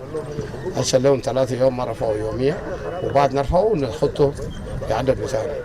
شكرا لكم. The team leader of Citizens Call, Akoch Akoy, says the situation of the returnees in Reng County needs urgent intervention before the start of the rain season. First of all, I would like to say thank you to Her Excellency Mama Mary Yan Mayadit for encouraging Dr. Paul Gal to join hands with the Citizen Call. We first consider her as a citizen of South Sudan, and she demonstrated the heartfelt support to the Citizen Call and also to the people who are fleeing Sudan. As you have heard from Dr. Paul Gal, we have evacuated more than 4,000 South Sudanese from Khartoum, and they have entered through this border, Joda and Wunthau. So we have seen a falling situation that our people are going through in Rang. People are dying, and they have expressed themselves that they are coming ready to go home and be settled to the place of their origin. This is a great call from those who are returning from Khartoum. The government is left with challenge, and the citizens of South Sudan also are left with a challenge to join hands together to immediately resettle them to their respective state before the rainy season. Once the rainy season hit Rang, we will be faced with a lot of challenges, a lot of diseases, cholera, diarrhea. All these things will face our people because the living condition now, tomorrow, after tomorrow, if they remain in Rang, will be worse. So I am very adamant that the gesture from Her Excellency Mama Mary Yan Mayadit should be copied by all institutions in the Republic of South Sudan to come in here to Rang and help our people. I am happy today that Dr. Paul Gal led the team to Rang, a team of the First Lady Office and a team of the Citizen Call. We are here to demonstrate example of good citizens. We are here giving our time, our energy to make sure our people are supported. We must open our heart to receive our citizens back to South Sudan and resettle them back with the dignity. That is why we are here, and it is a call to all institutions, and I'm also urging the Minister of Humanitarian Affairs not to run away from those who can support him. He must join hands with us as a Citizen Call. He must visit the First Lady and ask, what should I do for the initiative that has already been initiated by your organization under the Executive Director, Dr. Paul Galatem. This is the time that we should demonstrate. You are a citizen before you get a position in the government. And you must make sure, play a role of a citizen in your position. We must be patriotic enough to see that the people who have arrived desperately in need, as we have witnessed today, must be welcome, and we must take care of them. Dr. Salama Shirilo, a medical officer at the First Ladies Organization, appeals for urgent supply of medication for the returnees. بجد يعني أوضاع سيئة جدا. شعبنا جايين العائدين من شمال السودان تعبانين بطريقة ما عادية، فهم قاعدين أول الوضع الهيلثي سيتويشن فيري باد. الناس دي قاعدين ما عندهم محل سكن اللي يقعدوا فيه. الأوضاع الصحية تعبانة، ما في هيلث، يعني احنا عايزين يعني ما في هيلث كلينيك أو يعني قريب منهم عشان لما نزول يقبع عيان ولا كده يعالجوا بالحاجات البسيطة. يعني احنا هسه لقينا في طفل حديث الولادة يتوفى بسبب انه يعني قاعد في الهواء، هو جانا صغير ما بيقدر يستحمل الجو، الجو هو برا في الهواء ما في تغطية ما في كده. لقينا مرة رضيعة ولد جانا صغير برضه وقعت من ديهايدريشن، يعني عندها جفاف، ما قاعد تاكل وما بتشرب، يعني ما في غذاء ما في فوت ما في أي حاجة.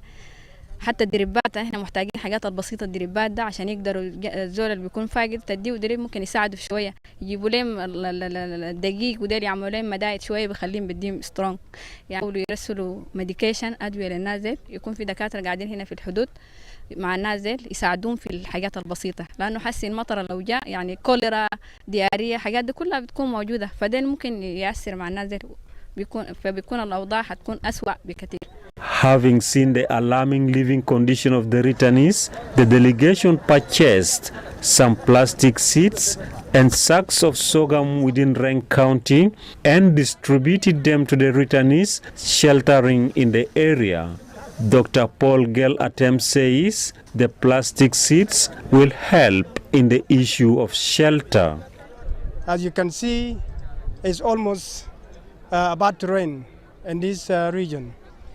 So we brought 1,000 plastic sheets so that they can make temporary shelters for themselves. We are aware and we are part of a support to the government. The government has already taken initiative as per directives of His Excellency the President Salva Kiir Mayardit, to make sure that the returnees are received and supported. So Her Excellency Mary Yan Mayardit decided that to send us to come and give this small support, 1,000 plastic sheet and 1,000 bag of dura, that is grains. So we are distributing this to make sure that they cover their small tukul. And from here, as we are also aware, as per His Excellency directives, there are no permanent camps. This is a temporary transit. These transit centers are here temporary. All the people that are coming from Sudan are ready to go to their respective states. So they are here temporary, maybe a month or two, as the government plus organizations that are involved plan to transport them to their states. Plus the state government, we are here joined by a minister of Ruweng administrative area. And these transit sites, those who are returning from Khartoum, they have started already transporting their people, go back to their states. Country, South Sudan is peaceful. We are now in peace. There's no war. And so the message of His Excellency the President is that people should go back to their communities. And this, the message that we are consistent passing to these centers, that they will be transported to their places and supported there and participate in nation building. There are no more camps, no displacement camps. Our communities now are served for people to live in. The country is served. So this is the message that we are passing. So with this, we brought 207 plastic sheets here, and the rest are going to go to other transit centers. There is some grain over there, about 200 bags of dura for this community, for this center, and other centers are going to be supplied too. And we thank the Islamic Council of Organization of Ruweng, of Reng, for joining hands together with the Office of the First Lady and the citizens call for emergency evacuation and reception. They have been doing a wonderful job under the leadership of Comrade Akoch to make sure that we are receiving our citizens. The team leader of Citizens Call, Akoch Akoi, calls on South Sudanese to join hands and provide assistance to the returnees. We came as a delegation from the Office of the First Lady and the Citizen Call for emergency evacuations. We have seen today our response. Dr. Paul Galatem, the team leader, decided that we should leave something with the people that we found in this situation. We were able to provide 1,000 bags of sorghum and 1,000 plastic sheets for the shelter. We found people in the sun, and also the rain is coming, and there's no shelter for them. As they are waiting for the flight from their respective states, we would like to shelter our people. And this is a call, the citizen call is continuing to call on a South Sudanese citizen to put their hand together to receive our returnee, the South Sudanese. It is our duty, our patriotic call, that we should stand with each other when we are at a time of need. I would like to express my gratitude to the governor of Ruang, to the government of Ruang State, under the leadership of Stefano Uyeo. His minister, his state minister, has been here for 1 month, since the fight in Khartoum erupted. This is the leadership that demonstrates the care and also the delivery of services to the people. Managing the country is not about managing the resources. It is about managing the people and about responding also to the people's need. We are here today representing the First Lady and the citizen call for emergency evacuation to see as an ambassadors, to see the situation and take it back to Juba, the capital of South Sudan. Our people are in dire need. We have really saw the situation in all the 5 different camps that are located in Rang. It is a call to duty. It is a call to everyone in this country, and I would like to thank the Islamic Council of Rang for coming forward also to support the initiative. So I would like also to thank SSBC for really standing very firm to show the world what our people are going through. And also all the team that have come, the doctors, Dr. Salam. The citizen call is the one providing trucks, lorries, school trucks that are bringing people from Khartoum, is us providing that vehicle. And I believe some of you have used that truck. We are bringing people from Yusuf, from Kalakala, from Karari, and from Jebel Hawliya. We are not only bringing people and dump them here. That is our responsibility with the First Lady office. We came here today to make sure we see the people that we are bringing. What situation are they in? We have seen it today. And we are going to encourage the state authority to come forward like the Ruang state so that they can do something to their own citizens. Let's take our people to their respective state. James Arop is the Minister of Physical Infrastructure in Rang Administrative Area. He commended concerned organization and the citizens' call for the assistance. Today is a great day that we receive a delegation from First Lady's office, people of Concerned South Sudan, people of citizens call for emergency, and today they are with us. They came and gave us something. You have seen carpets in front of us, and they are bringing also Dura. That is a great help.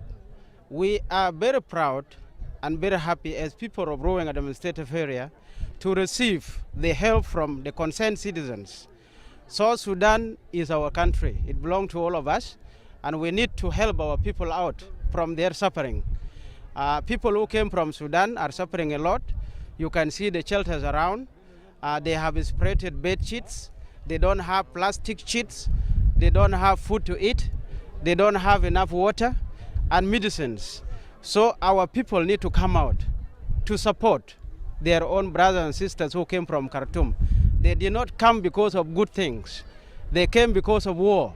And war is a phenomenon that everybody cannot imagine whether it will happen or not. So today, I'm giving my first thanks to the First Lady of South Sudan, Mary Yan Mayadit, for her support, firm support to all South Sudanese. Here where we are standing is a transit camp of people of Ruweng administrative area, and they are transiting to their own state. They are not going to stay in Rang here. What is hindering our problem, our biggest problem now, is the transport. And I'm appealing to all the good wishes, the people of good heart, people who love charity, to begin transporting these people. You know, we, government of Ruweng administrative area, cannot manage this. Where we are standing, we have 3,014 people, minus those who have already gone to Ruweng administrative area, minus those people who are not already registered, and therefore we need help. Government of Ruweng administrative alone cannot transport all this. We are all South Sudanese, and we need also to have the support of all South Sudanese, not only from Ruweng administrative area. And I think not only Ruweng administrative area, all the 10 states and 3 administrative areas are in dire need to be supported to their homeland. Here, the conditions are bad, as I mentioned, and therefore, we need all our people, business people, government of South Sudan, NGOs, to put hands together and transport people, because here, the condition is too worse. Kak Padet Kak, the commissioner of Rang County, appeals for the evacuation of the returnees from Rang before the rain season. نشكر رئاسة السيدة الأولى ماما أينديد، هو مهتم بالنازحين بتاع السودان النازلين، والليلة وصل الدكتور عشان يشوف الوضع بتاع الناس في داخل مدينة الرنج، ناس في مخيم 4 محلات، وشاهدناه أحسن ناس منظمين، ونظم المخيم بتاعهم ده ناس إدارة روينج، وهسه نحن واقفين في إدارة روينج وجبنا مشمعات، كان مشمعات دايرين 1000 وشوية عشان يكفي الناس ديل، ونحن نهتم بالشعب بتاعنا، وده الشعب بتاع جنوب السودان، ونحن بنراعي الترحيل بتاع الشعب قبل أمطار عشان ما سبب لنا الأمراض. ونحن بنقول ماما أينديد، أنت مبروك، قدمت لشعبك ولدولتك، وده الدكتور جاء حذر وحيرفع تقرير أكثر من كده عشان كلام بقولوه وين ما شافوا ما بكون في صحيح.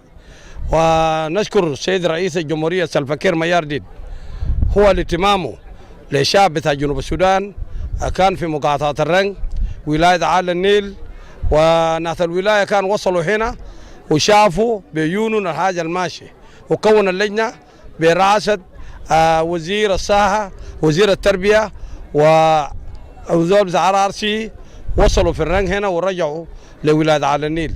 ونحن بنرحب بشعبنا. أنا كمحافظ مقاطعة الرنج قدرنا ندعم الشعب بتاعنا في يدنا، والحمد لله وصلنا هذا الدعوة، وصل الدكتور من رئاسة بتاع يندي هناك والتيم بتاع التلفزيون ودكاترة أخواتنا قدموا عشان يقدموا مساعدة للشعب بتاعنا هنا، وهم شعب عيونهم. المجتمعات اللي شفتوا ده قاعدين يلقطوا في السوق، والمطر السحاب شايل، ويمكن مطر ينزل عشان ما يضر الشفاء والنسوان الحاملين. نحن ننقذهم بالأموال بتاعنا، ده ما حاجة جاي من المنظمة، ده ماما ينديد قدر يساهم عشان المواطن ذات يرحلوا له المواقع بتاعه. وانا بشكركم هنا، بارك الله فيكم وشكرا لكم. بارك الله فيكم. نحن حقيقة مبسوطين بقدوم ضيوفنا من الرئاسة جوبا، وعلى راسهم اخونا الدكتور مبعوث من منظمة امنا ماما أينديد ميارديد، وهم جو هنا أمس وزاروا كل المعسكرات بتاع العايدين الجنوبيين جو من السودان، الناس اللي تضرروا من جراء الحرب في السودان، وزاروا كل المعسكرات. والآن أمامنا هنا يعني مشمعات، يمكن هم جهزوا 1000 مشمع الآن كحاجة يعني سريعة جدا، ويمكن حتى نحن واقفين في جو مسحوب بالسحاب، وهذا المشمعات هيتم توزيعها للعجزة والناس الكبار والنسوان الحمل والنسوان الرضع. وكذلك نحن كمنظمة الدعوة الإسلامية بأسد ولاية آل النيل الآن نحن قاعدين نوزع ذرة لأخواننا في مخيم بتاع روين. وفي هذا الأجالة أنا بشكر حكومة مقاطعة الرنك على راسهم أخونا كاك فدير كاك، وكذلك أخونا وزير بتاع الشؤون الاجتماعية لإدارية روين، وكل رفقاء الجو مع التيم جاء من الرعاسة. وكذلك أنا بشكر أهلنا هنا في معسكر زيرو لأنهم ناس نظاميين قدروا ينظموا الشغل، حتى الشغل ده طلع بطريقة كويسة. فأنا يعني دعوة بتاعي لكل ناس الخير في جنوب السودان إنه أي زول عنده حاجة يجيبوا لأهلهم الموجودين. ويمكن حسنا نحن شايفين يعني البيوت اللي قاعدين فيها عبارة عن يعني ثياب وملايات.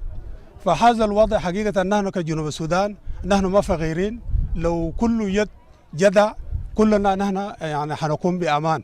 وكذلك في النهاية أنا بشكر يعني الفريق أول سلفا كير ميارديت رئيس جمهورية جنوب السودان الحي لنا مناخ بتاع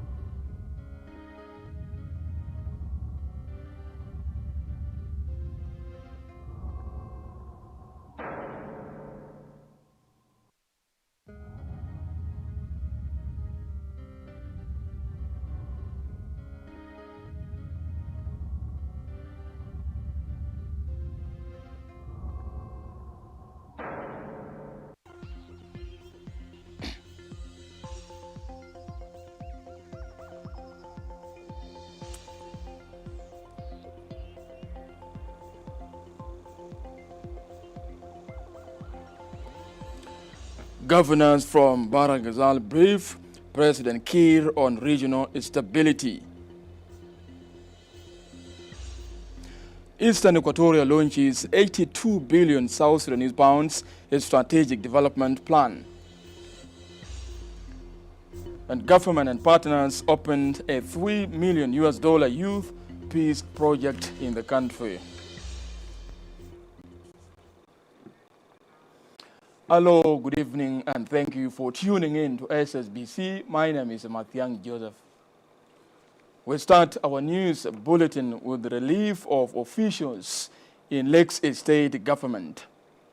Pursuant to the provisions of Article 106A(2)(a) of the Transitional Constitution of the Republic of South Sudan 2011, as amended, read together with Articles 1921, 116 to 116th and Annexure D implementation matrix numbers 20 and 21 of the revitalized agreement on the resolution of the conflict in the Republic of South Sudan 2018 and Section 38(1) of the Interpretation of Laws and General Provisions Act 2006. County Commissioner Honorable Arop Kumbai Dalbany, Rumbek North, SPLM, signed under my hand and the seal of the Republic of South Sudan in Juba, this second day of the month of June in the year 2023. Signed, Salva Kiir Mayardit, President Republic of South Sudan, Juba.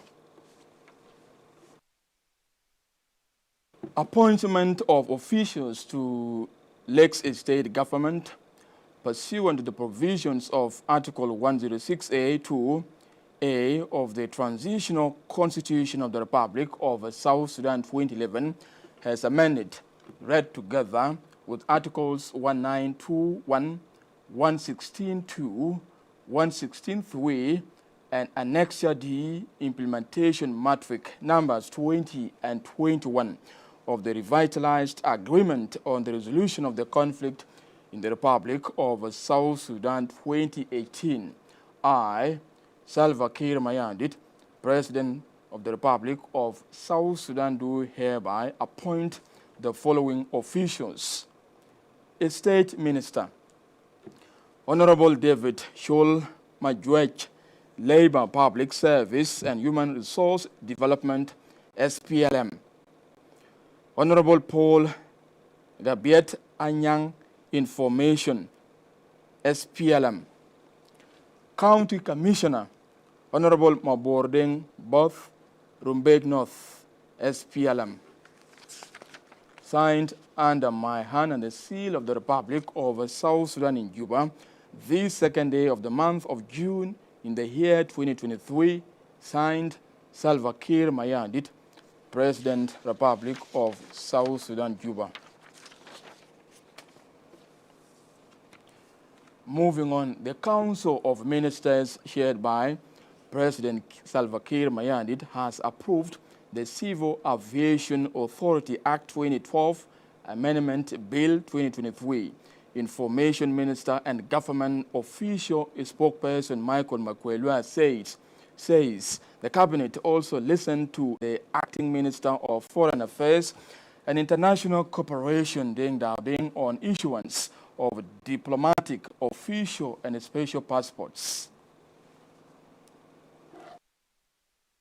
The Council of Ministers in its regular meeting number 12, 2023, sat today chaired by His Excellency President Salva Kiir Mayardit. And as usual, it confirmed and adopted the resolutions of the Council of Ministers number 11, 2023, dated 26 May 2023. Then it listened to presentation by Justice Ruben Madul, the Minister of Justice and Constitutional Affairs, and it was the presentation of the Civil Aviation Authority Act 2012 Amendment Bill 2023. The bill provided for a system for the establishment of the Aviation Authority. It is provided for ensuring aviation safety. It provided for security of the airdromes or the airports. It provided for compliance with the aviation standards. This presentation was also passed as a bill, and the Minister of Justice is directed to include some of the amendments and then present the bill, the amendment bill, to the National Legislative Assembly for consideration. In any other business, the Cabinet listened to a presentation or request from the Minister of Foreign Affairs and International Cooperation, Honorable Deng Dao, on the issuance of diplomatic, special and official passports. Of course, this issue of passports has become a problem, and the Ministry of Foreign Affairs has come to realize that there are so many passports that have been issued, and especially diplomatic passports, to those who do not deserve, and as such it is causing us a problem all over the world, because a lot of people traveling all over the world with diplomatic passports without official positions, and as such they cause inconvenience to others. So the Minister quoted the provisions of the law and requested the Cabinet to support him in the implementation or operationalization of the provisions of the law, so that these passports are given to the people who deserve them, not to others, so that whenever anybody is deprived of that, then when he complains, it should be known that the Minister is doing nothing other than implementing the provision.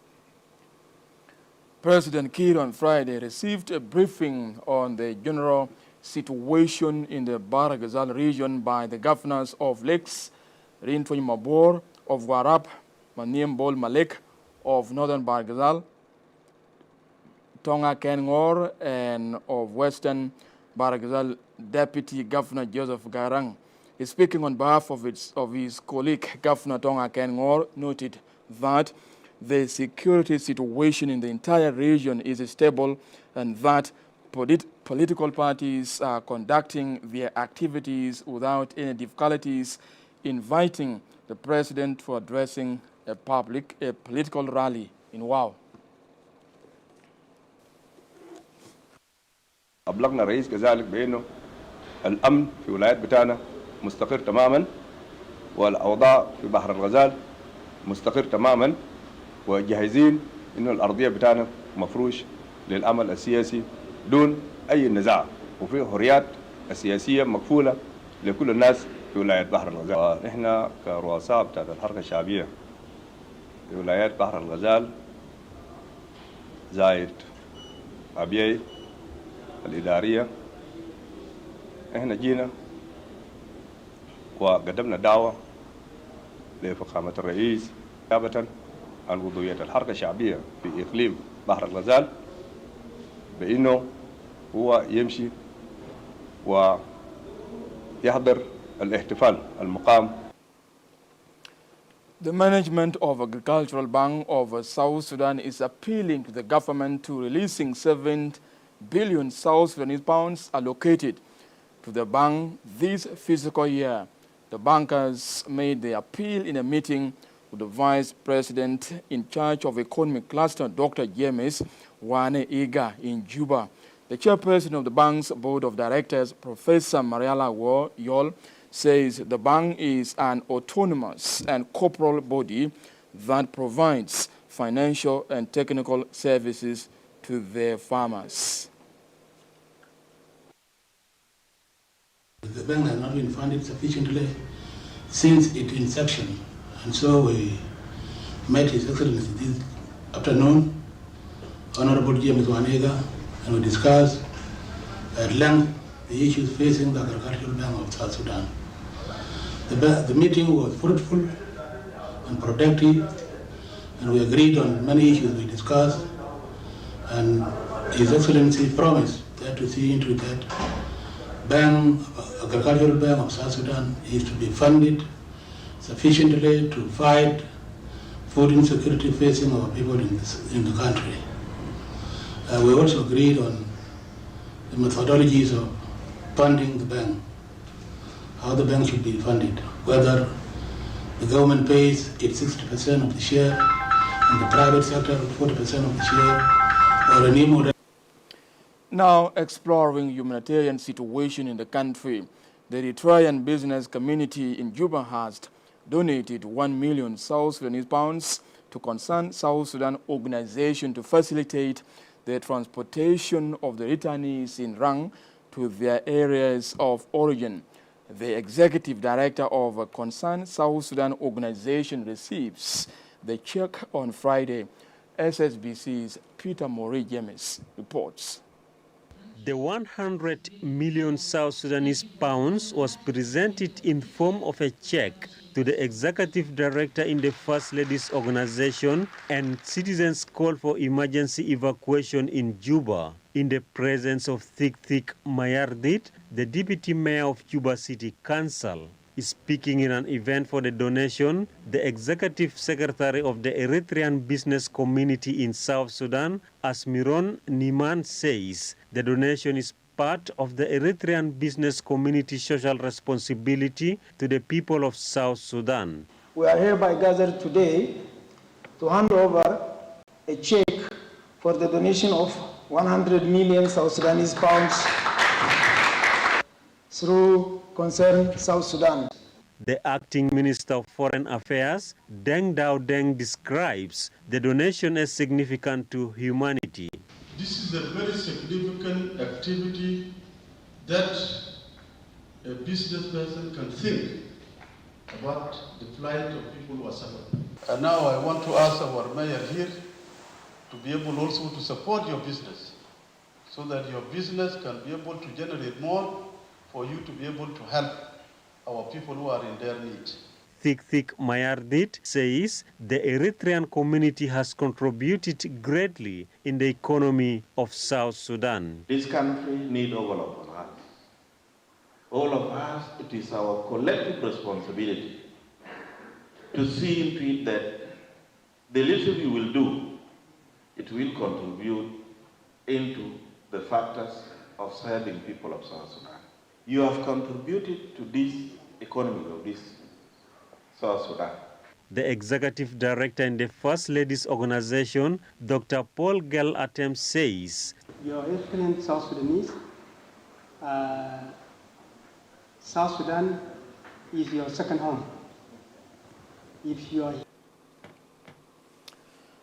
the retrained business community donated 100 million SSP and not 1 million SSP.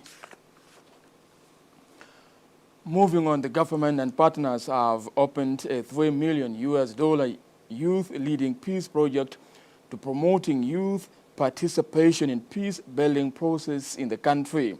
The 2-year project will empower young women and men to participate and lead peace-building processes across the 10 states and 3 administrative areas. The Minister of Peace Building, Stephen Parkwall, says the project would have a positive impact on the lives of young people in the country. Our mandate as Minister of Peace Building is to fix the social and public of the people of South Sudan that have been devastated by war through dialogue, reconciliation, and healing. That is our constitutional mandate. And that is actually the mandate of this government, from the national level all the way to the counties. I need all of us, from all the parties. We can do development, we can do other things, but our main mandate is implementation of this agreement. So make sure that peace is implemented the way it is written in this book. The role of national institution is policy making. And our policy is that any partner that has something to do with peace building in South Sudan must do it. The Minister of Health, Yolanda Welding, and the British Ambassador, Guy Warrington, on Friday have reviewed the performance of the UK's funded projects on primary health care in the country. The meeting also touches on how the UK and other donors plan to spearhead new financial approaches to the health system and other donors for funding health projects in the country. Ambassador says other donors are looking forward to building a unified financial. Going to look like, whereby like the government is going to take over 100%. That is far away in the distance, but the discussion has embarked on, and it's a very positive one.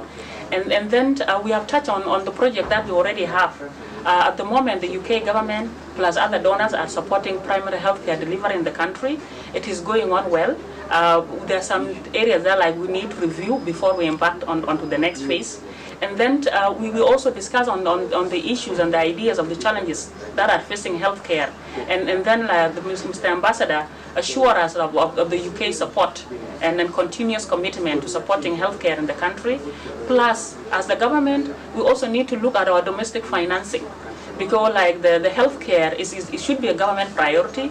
It is a government priority, and what the donors is contributing to healthcare must be matched by the government to cover all the needs.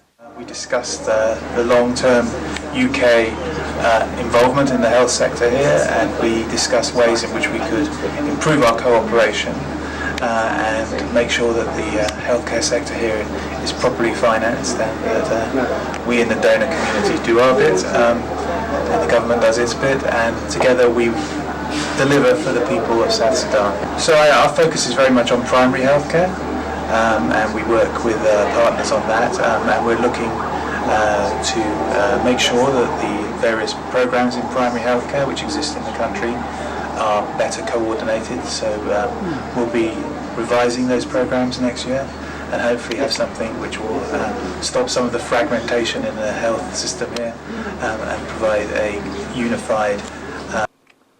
And the Bank of South Sudan hires planes to transport returnees from Rang to their places of origin.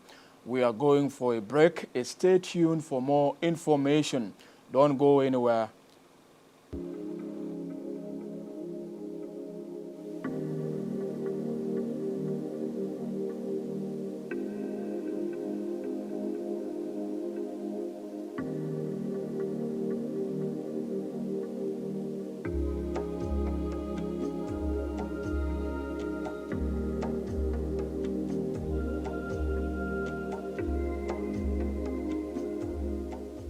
احنا جايين من الحرب ما عندنا قروش، بنيجي نلقى احنا الحاجات السعر حقته عالي. حتى المويه كان قبل كده ما في مويه، لكن الحمد لله ناس المنظمه جابوا مويه، بقينا نشيلوا مويه، نجيب فصوص نشيلوا مويه، ناكلوا ذره، ما في اكل. المواطن الجنوبي محتاج رعايه بالنسبه للوضع الحاصل ده. نحن قاعدين والوضع هنا والله بطال، ما بنقول انه يا اخي نحن ما قاعدين في الجنوب، اي نعم نحن في جنوبنا، لكن محتاجين انه نمشي بلداننا عشان الناس تاخذ راحتها. دايرين يشيلونا من هنا نمشي لاهلنا بس.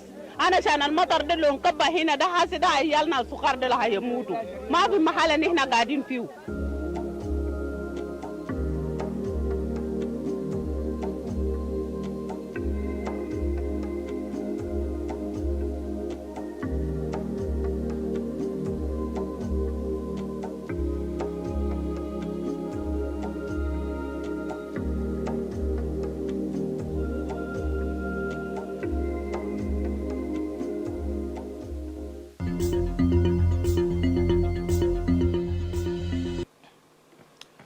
Welcome back and thank you for tuning in. My name is Matiang Joseph. Moving on, the governor of the Bank of South Sudan has chartered 3 planes to transport detainees from Rang to their places, to their various destinations. The Minister of Humanitarian Affairs and Disaster Management, Albino Akola Tak, appreciated the national institutions for contributing in alleviating the plights of the leaving the conflict in Sudan. Minister Albino Akola Tak and the governor of the central bank, Johnny Ohisa Domian, discussed ways the bank could support the ministry to cope with the humanitarian situation of the returnees. The minister commended the bank's management team for their good gesture. We will promise them that this donation will actually make a difference from what we are doing. We'll transport these people where they are. We know that our people are still there in Rang and Tolage for almost 1 month because of lack of resources and insufficient resources. Some of them, those who are actually sick. With this contribution, will help the ministry evacuate these people from there. Johnny Ohisas Domian, governor of the central bank, said the central bank would charter 3 flights to transport the returnees from Rang to their places of origin. We as Bank of South Sudan are contributing 3 charter flights for the Ministry of Humanitarian Affairs to be able to lift our people from Rang or Foley to wherever they are going. Another news development, Minister Akola Tak and the Turkish delegation led by the Turkish ambassador Erdem Mutab rebuild their cooperation with the Turkey. In a statement to the media, Minister Akola Tak said the meeting centered on cooperation with the Turkey and the Turkey humanitarian organizations operating in South Sudan. I explained to them the magnitude of humanitarian situation in South Sudan and the gap that is actually South Sudan is looking for his really friends to come in and support.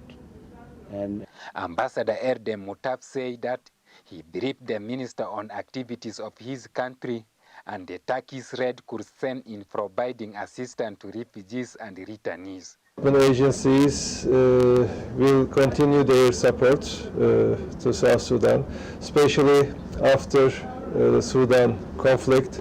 We know there are very negative consequences of this crisis in South Sudan. The minister and the governor of Northern Baragazal State, Tonga Kengor, also assessed the situation of the refugees and returnees in the state, especially at the border entry points. للمواطنين بتاعنا بتاعت السودان ولو جو جارين من المشكلة نانو كحكومة نخش عشان نقدر نستقبلهم ونديهم الدعم اللازم. العدد فعلا يعني بتكون فوق الامكانيات بتاعت حكومه جنوب السودان، ولكن احنا شايفين الجهود اللي بذلوا الدوله واللي بذلوا معالي الوزير بمساعده كبيره جدا من فخامه رئيس الجمهوريه. كذلك احنا جينا عشان برضه نشوف معالي الوزير عدد بتاعت الناس ناس شمال بحر غزال الموجودين في الرمل وفي الفلج. Moving on, the Deputy Minister of Interior, Peter Pok, has described the Directorate of Civil Defense Service as an important institution in protecting the citizens and their property. POC has visited the institution to assessing the problems facing its operations.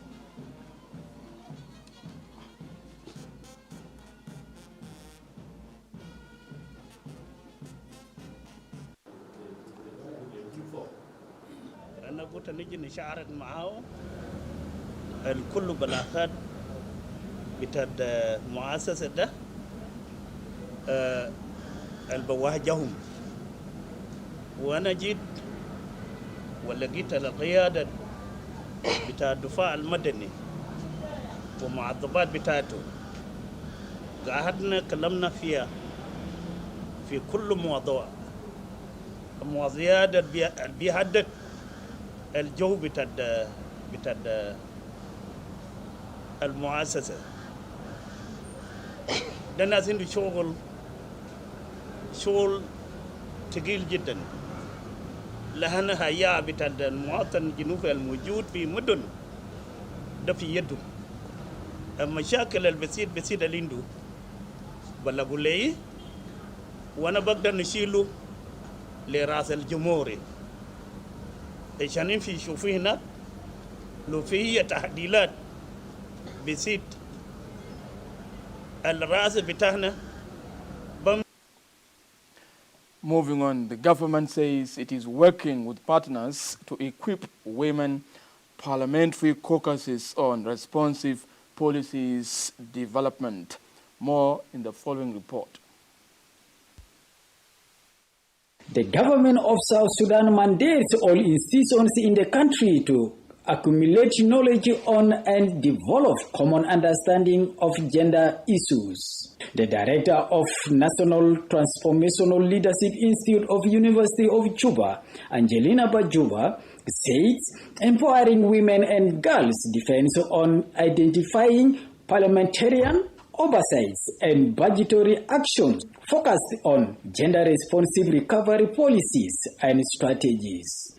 We are going to review the Women's Empowerment Bill that is designed specifically to see how we implement the 35% affirmative action or gender quotas, that is the minimum threshold. How do we safeguard those rights that are already provided in the peace agreement, but also as we are going towards elections? The UN Women Country Representative, Peterson Mongola, urged the parliamentarian caucus to identify the best means to carry out gender-responsive legal reforms. The challenge we have most times is that when it comes to implementation of these bills, then we come up and say there are no resources. There is no budget. We count on donors. We count on SANSO. We need to work with you. You need to take leadership to ensure that even when they become laws, how can you support to ensure that budgets are allocated for implementation of these bills? That's very critical.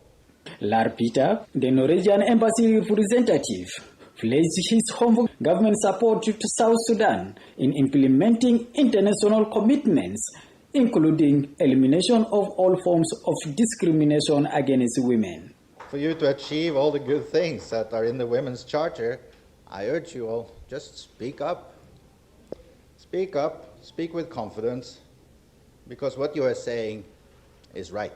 Honorable Jacqueline Matthew Gaja, the acting chairperson of Women's Parliamentarian Caucus, says legislation to eliminate forms of violence and harassment is high on their priority list. The bills we are looking at here, the anti-GBV bill, the Women Empowerment Bill, the Women Charter, these are the knowledges that we, the women in the parliament, need so that we are prepared and ready. When these bills are brought to the parliament, we are able to know how to support it for the good of all the women in this country. The meeting identifies key findings of the comparative studies as a stepping stone for contributions from the parliamentarian perspectives in national gender goal improvement process and initiatives. Abate Simon Godo, SSBC. Moving to Eastern Equatoria State, where the government, with the support from development partners, opened a 4-year strategic development plan at the tune of 82 billion South Sudanese pounds. Governor Louis Lobong Jore says the strategic plans is crucial in ensuring economic stability, peace, and security in the state. In a bid to achieve the Sustainable Development Goals, the United Nations Mission in South Sudan, UNMISS, representative in the state, Anthony, also appreciated the government of Eastern Equatoria State for taking the lead to champion the developmental agenda in the state. The government of Eastern Equatorial States has a primary objective of improving the living standards of the people of these states through increasing productivity, promoting self-reliance, and building resilience. Since peace is the foundations for development, the implementation of this strategic development plan can only be possible through adequate financing. The launching of this development plan 2022-2024 marked another very important occasion in Eastern Equatorial State. Development planning 2022-2024, and it defined a production to workable state document. The development plan is the second after the lapse of the Eastern Equatorial State strategic plan. The entire UN family in Eastern Equatorial State of our gratitude of being part of this epoch-making launch of the 2-year development plan for Eastern Equatorial State. It is a clear demonstration of the good leadership that is offered by His Excellency to the people of Eastern Equatorial State. I have listened attentively to the remarks of the DG of the Ministry of Finance, as well as the Minister for Finance. And Central Equatorial State has opened its development plan for the year 2022 to 2024. Governor Emmanuel Adil Anthony thanked the Ministry of Finance and partners for developing the plan. The representative of the National Ministry of Finance and Planning, Charles Moreau, described the document as people-centered. The representative of UNDP, Dr. Samuel Doe, says the document will enhance social and economic development in the state. The process leading in tailoring this document has taken a number of steps, including situational analysis, identification of critical issues, formulation of vision, mission, core values, goals, and strategies. After this process, all the state institutions will be duty-bound to use the parameters of this document as the basis of their planning and budgeting in the 3-year span of its implementation. The launching for the revised National Development Strategy started here in Central Equatorial State, where we consulted 10 clusters. We consulted people with disabilities, teachers, union, traders, so on. All the sectors were consulted, including political parties and organized forces were all consulted to give their views. This partnership is very much valued for providing the basis for the state to really focus on public financial management and consequently on enhancing socio-economic development of your people. UNDP's current commitment to ensuring sound public financial management practices across the state and across the country stems from the desire to realize the provision, emphasize the provision. And authorities in Upper Nile State calls for increment of police posts to enforcing law and order in Malakal. These and more stories after the break.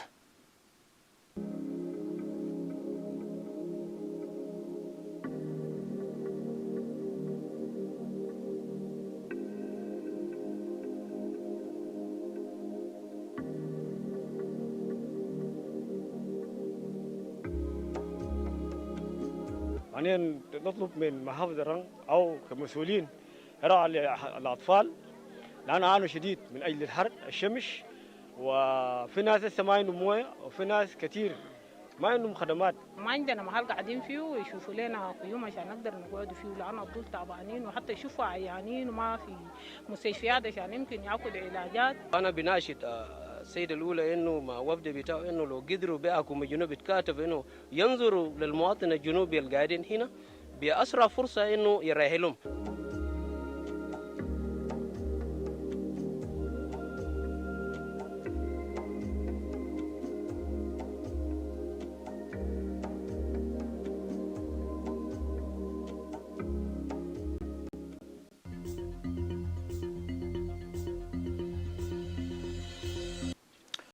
Welcome back with a delegation from the Ministry of Interior led by Major General Gadluak Biliu Jok. General Biliu says the central government is committed to protecting the returnees as they settle in their places. United Nations mission in South Sudan, UNMISS, Police Commissioner Kirsten Fossen expresses the UN's readiness to collaborating with the local authorities to ensuring the protection of citizens and their property. في مدير يونيسيف ومدير ببرنامج الشؤون الإنسانية، وهم كان لقونا في حالة إنه قروش بتاع المنظمات الموجود معنا ممثل في IOM إنه ما عندهم قروش عشان يريلوا الناس، وهم طمنونا لما نمشي جوا يفكوا قروش لكل منظمات عشان يساعد المواطنين الموجودين في ملكال. هسه عندنا كمية من الناس اليوم من الخرطوم، هم أكثر ناس قاعدين في الميل اسمه بلوكات وجميع المدارس الموجود في ملكال. ونتمنى ذلك نحن كحكومة ولاية على النيل عملنا دور بتاعنا، وكحكومة المركز هو قام بدور بتاعه، لكن عدد بتاع الناس بقى أكثر من ذلك. ونشكر إنه ربنا يساعد ويرسلوا قروش لهم وعدونا به للمنظمات وينقلوا ناس للمناطقهم. نقلنا ناس لبنتيو ونقلنا ناس لجنجولة ومناطق بتاع النيل مثل ناصر ولان، ده كله نقلنا ناس ببوتات ناس باليت، وكلهم لسه عدد لسه كل يوم بزيد الجايين بالبرا والجايين بالبوتات. هو كلفني انه نمشي معه سوا عشان اشوف الحاصل شنو في الملكال، وده كان جاي من اهتمام بتاع هاي ليبل كوميتي بتاع وزاره الخارجيه، انه طالما في ناس جو من الخرطوم وفي ناس قاعدين في يونس، طيب ناس الخرطوم ديل ما يمشي يونس ثاني، لانه هم ما اجانب، خليهم يمشوا في اوطانهم، خليهم يمشوا. Chief Administrator Stefano Mielek inspected the Danish Refugee Council Vocational Training Center in Jamjang County in Rowing Administrative Area. The Chief Administrator says the facility would provide live skills to the youth. The manager of the Council Vocational Training Center, Alex Nawai, says they would work with the government to empowering the young people with the technical skills. The government of Rowing Administrative Area is pleased to release officially the audit report for the 3% share of the net petroleum revenues for the oil-producing communities. The audit was commissioned by the National Audit Chamber in accordance with the National Audit Chamber Act of 2011, with the Petroleum Act 2011 and Petroleum Revenue Management Act of 2013, and also in accordance with the Public Financial Management Accountability Act of 2011. And this was done at the request of the CDC, which is the Community Development Committees, and also the government of Rowing Administrative Area. I need to affirm here that this report is one of our commitment towards accountability and transparency. And we want to say that the government of Ruang Administrative Area is trying to ensure that accountability is done, transparency is mainstream, and that this money is available, and this is awarded by the Auditor General. The High Court has sentenced a Brazilian suspect, Julian de Oliveira, 2 years for smuggling drugs into the country. Customs official Taban Bosco 500,000 SSP each for conniving with the drug dealer. The defense lawyer Santo Tong expresses satisfaction with the court decision. The accused have the rights to submit their appeal before the court within 15 days.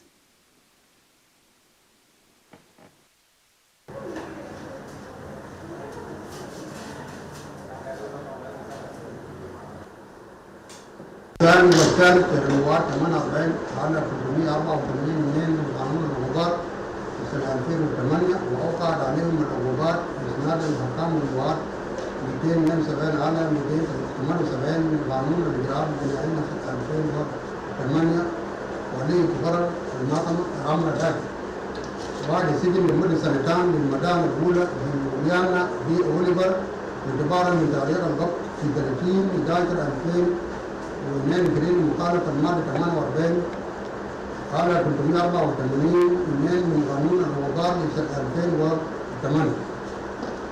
اثنين الغرامة بمبلغ 500,000 جنيه لكلا المدانين الثاني والثالث وبالعدم السجن لمدة سنة المخالفة المادة 48 على 384 اثنين من قانون العقوبات لسنة 2008 هم واحد تابان بوسكو موسى اثنين ومنبر جوزيف كيمو ثلاثة يسلم المدانين الأولى والثالث إلى وزارة الداخلية لإبعادهم عن البلاد بعد انقضاء فترة العقوبات عليها. ثلاثة تبات شرطة المحاكم المخدرات المعروضات بعد انقضاء فترة 15 يوم من الاستئناف. خمسة تقتل الاعتراف الدعوة الجنائية بالقرار وحقهم في الاستئناف خلال 15 يوم. ذلك دور المصر المحكمة قال ربع 2/6/2023.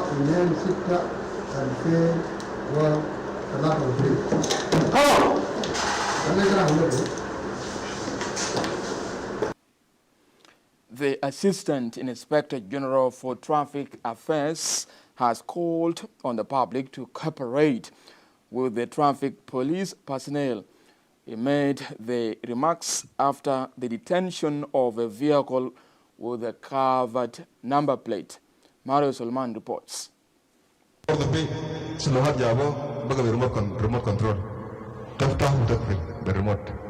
The Directorate of Traffic Police has repeatedly asked members of the general public to cooperate with the traffic police in maintaining traffic safety. Motorists have been reminded about abiding by and respecting traffic regulations. The Assistant Inspector General of Police for Traffic Affairs, General James Woodward, sternly re-echoes the call for cooperation, especially from motorists using vehicles without number plates or covering number plates. طبعا كلام ده نسبة للعربية الواجب ده ياود كلمة فوق كتير يوم داك. قلنا إنه العربية كوبا بلنمبر ده ما دايرينه خلاص مرة واحدة كلمنا في راديو واجب في كمان كلم في راديو في كلام ده. عشان ده بيجي خلاص كلام ده بيجي بكلمه بالريموت بفتح بالريموت يبغى ده شنو يعني وده ونتعال من منو البكال العربي يكلم بالريموت نمره وبفتح بالريموت ده شنو ده فقولنا كلام ده جيد ما جايز بلينا طبعا كلامك في راديو ونزل الناس لسه شغالين في ده فهذا يوم ليله ده كلام ده بناكل جراد ده ما جاي انت بعدك ياهو ونجي بس القانون الموجود في مرور جنوب السودان. First Lieutenant Raymond Rai explains the recent directives of the police service leadership on ensuring traffic safety for all. الريموت ده ممكن ده بتاع العربية الواقف قدامنا ده لا وده الريموت اللي بواسطته بيشغلوا به جوا الحاجة ده من جوا بعد ما العربية يكون مدور العربية في حالة يكون مدور ياخد الريموت ده بيشتغل بيفتح القماشة وثاني بيقفله ممكن ده حديث علينا بورا وقدام برضو للعربية. تاني ذكروا فوق إنه أي عربية برضو ماشي باللوحة ما مرخص برضو يتم القبض عليه. ممكن ده دليل ده من ضمن العربات المغطين النمر بتاعهم وفكوا القماش بتاعهم برا في داخل الهوش بغادر الهوش بتاع الحجز بتاع المركبات. توجيه لكل الملاك بتاع المركبات العامة والخاصة ما يغطوا النمر بتاعهم علشان نحن ما نحجز عرباتكم وما نطبق فوقكم القانون بتاع المرور. وفي توجيهات برضو تاني من مدير الإدارة العامة لشرطة المرور تطبيقا لقانون بتاع المرور انه يجي زول يقبضوا عربيته مظلل بتوليد كيس زي كده ده من السوق او بيغطي العربية بتاعه بقماش زي كده او بمشمع زي اللي بخيطوه من السوق. نحن بنطبق فوقك اللائحه بتاع قانون المرور لسنه 2010 والقانون بتاع المرور لسنه 2003. A business person supplying number plate covers says he provides the covers in response to requests and demands from his clients. طبعا الحاجات ده انا كان جبناها عينه في ناس كانوا بيجونوا في السوق هناك بيفرشوا العربات بعد ما يفرشوا ناس الكبار ديل بيجي بيقولوا يا اخي اللوحه دايرين يخطوا لهم بالقماش كويس. فانا قمنا طلبنا ده بديل يعني بديل للقماش اللي بيخطوا فيه ده. نحن جبنا منه معينات بسيطه يعني ما كثير. ده اول عربيه ربطنا له وجربناه وده الحاجه اللي فيه عندنا وبيشتغل بكهرباء بيداس بالريموت بينزل تحت انا بيداس بالريموت بيرفع فوق. ده الحاجه اللي فيه. The Inspector General of Police recently directed the Traffic Police Directorate to enforce the order on preventing vehicles without number plates or those bearing covered number plate and tinted screens from streets nationwide. And finally, more than 80 participants from the South Sudan Network for Democracy and Elections, university students and partners are gathering at in Juba for conference on transitional justice and accountability mechanisms. The conference was organized by Dialogue Research Initiative in partnership with the Parks and Netherlands under the theme Promoting Peace, Truth and Reconciliation Process. The executive director of Dialogue Research Institute, Gordon Lam, says the conference focuses on peace building in the country.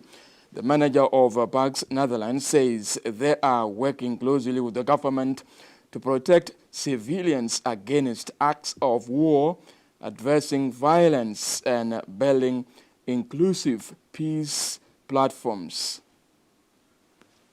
Under this project that we are supporting here, where we support TRI to come up with this kind of wonderful initiatives, is a project we call it Strengthening the Civil Courage.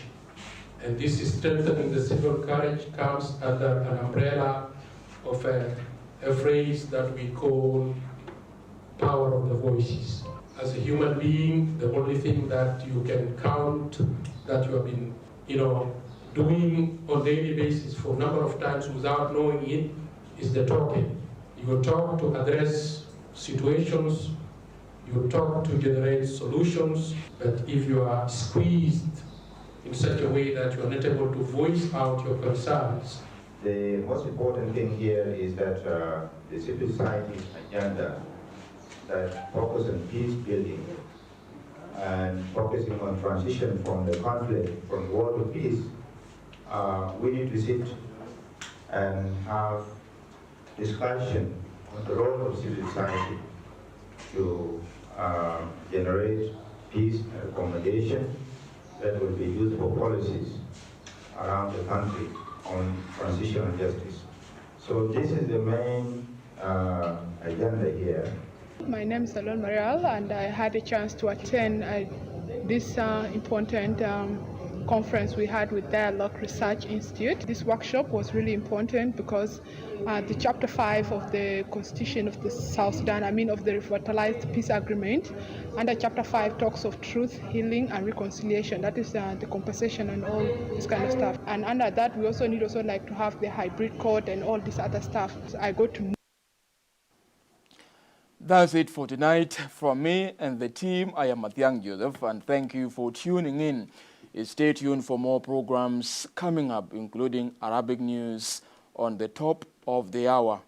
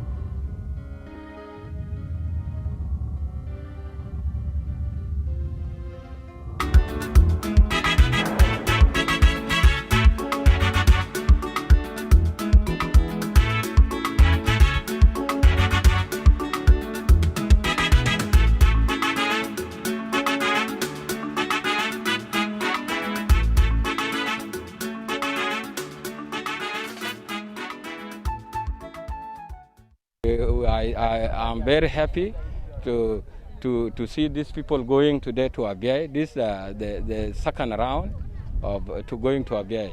I appreciate also the Abyei administrative that they are going to receive their people with the happiness and welcome them home. Now, you have seen now the cloud is just looming all over us. The rain has started already, and these people, they had been suffered for long since the day one when people came here. They have no shelter, they have no food, enough food to eat. The people now, you have seen them.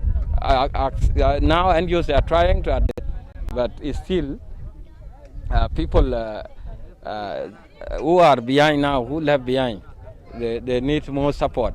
And we urge our government to speed up the transportation of people in Rang. اليوم الصباح إن شاء الله هنحاول نسفر ناس أبيي اللي هم 106.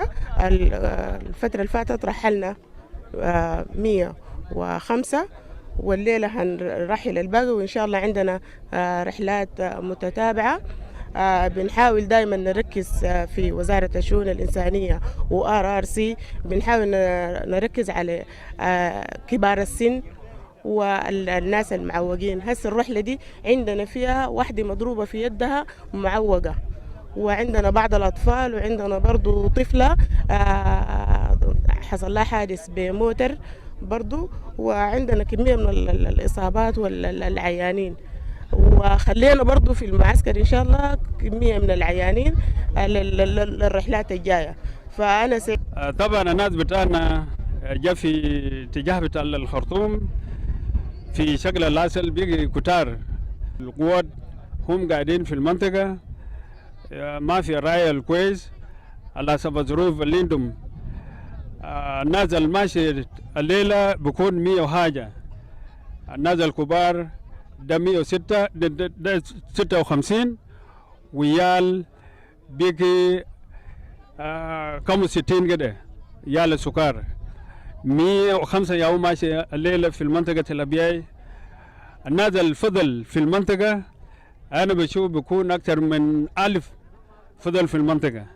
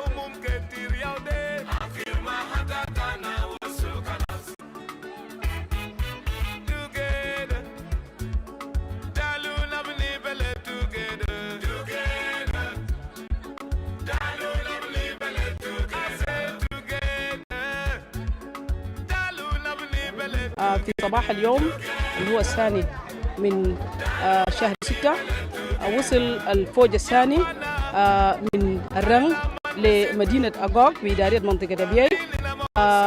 أود أن أشكر وزارة الشؤون الإنسانية في شخص الوزير والوكيل وكيل وزارة والطاقم للدور اللي هم قاموا به عشان يقوم الرحلة الثانية ومفوضية الشؤون الإنسانية اللي هو RRC. بنشكرهم شديد الشكر وبنقول للمجتمعات إنه الناس تنظم نفسها لأنه الرحلات اللي جات الليلة جات وبقينا ما بنقدر نحصر العدد اللي ممكن يجي يصل هنا إلا بعد ما يصلوا on the ground. بنتمنى من التيم الموجودين on the ground إنه ينظموا ويدوا الأولوية للنساء والأطفال والعجزة والناس العيانين. بفوج ده فوج الثانية وده الرحلة الخامس نحن للمناطق اللي نحن مشينا فوقه. وبكرة إن شاء الله نجي بمنطقة أبياي لأن منطقة أبياي تفض بناس وولفود.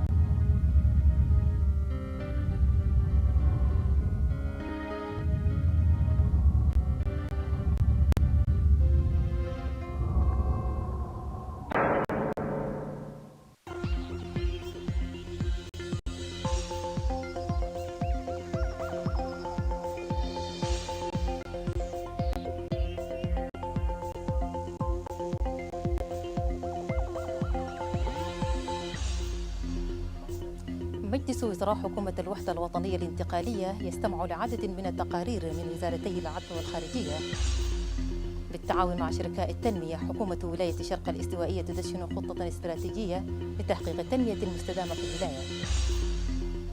وزارة بناء السلام بالتعاون مع صندوق الأمم المتحدة تنظمان ورشة عمل لتدشين صندوق الشباب لبناء السلام. مشاهدينا الاعزاء، اسعد الله اوقاتكم بالف خير. الى حضراتكم نشرة الاخبار من SSBC تقراها الممارة المدد. اهلا بكم.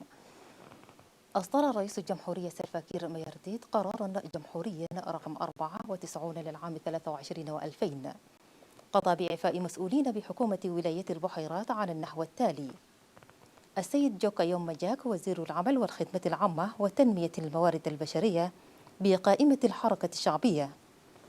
السيد روب كومباي ضلينج محافظ مقاطعة رمبيك الشمالية بقائمة الحركة الشعبية.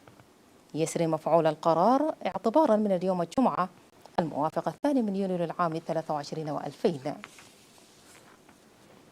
كما أصدر رئيس الجمهورية سلفا كير ميرديت قرارا جمهوريا رقم 95 للعام 23 و2000 قضى بتعيين مسؤولين بحكومة ولاية البحيرات على النحو التالي: السيد ديفيد شول مجويج وزير العمل والخدمة العامة وتنمية الموارد البشرية بقائمة الحركة الشعبية.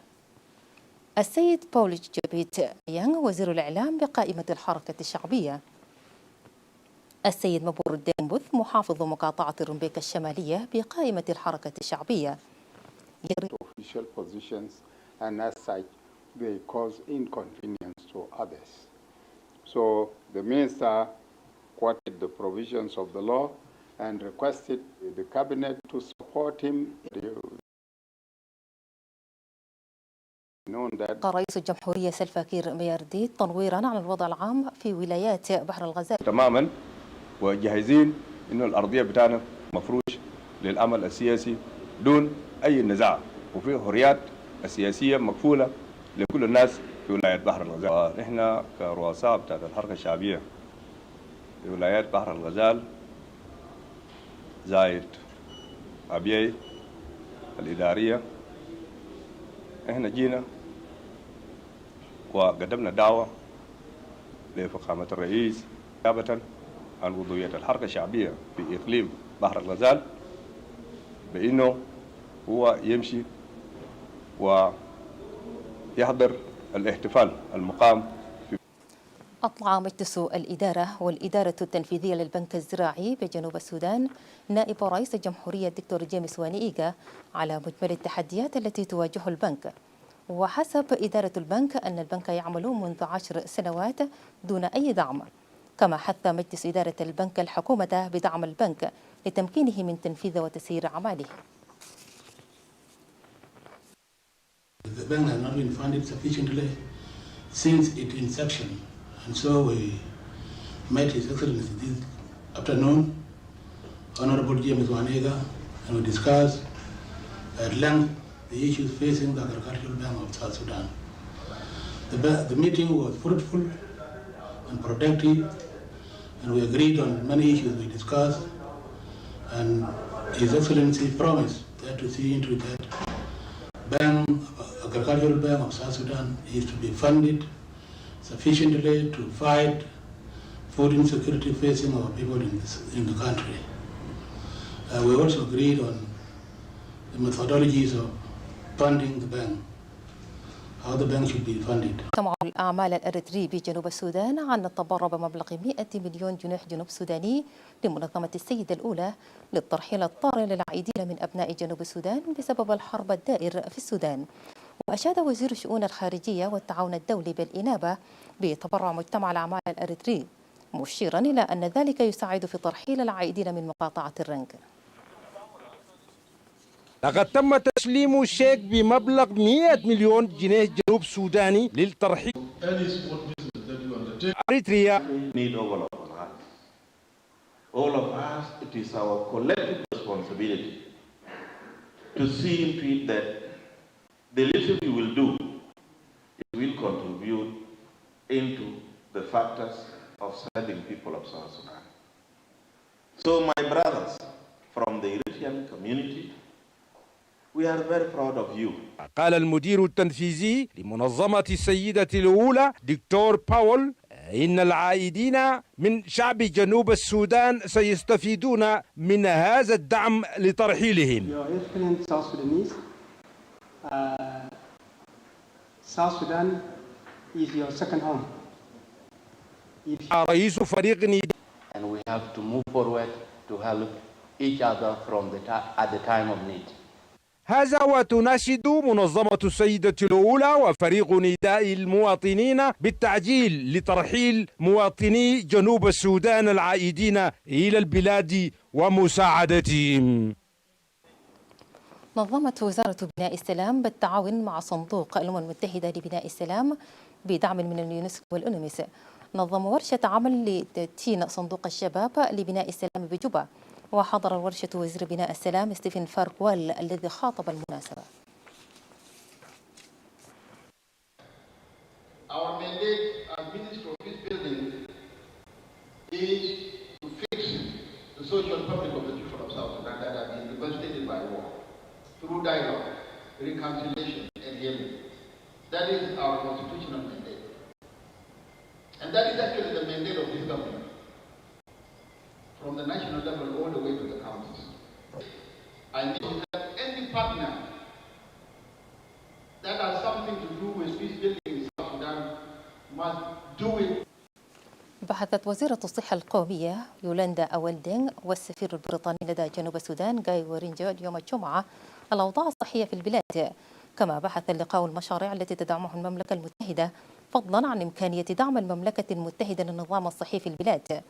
وخلال تصريح ل SSBC أشادت وزيرة الصحة There are some areas that like we need to review before we embark onto the next phase, and then we will. Plus, as the government, we also need to look at our domestic financing, because like the healthcare it should be a government priority. It is a government priority, and what the donors is contributing to healthcare must be matched by the government to cover all the needs. We discussed the long-term UK so various programs in primary assist in the country are better. عبارة عن 3 رحلات طيران لنقل العائدين من منطقة الرنج.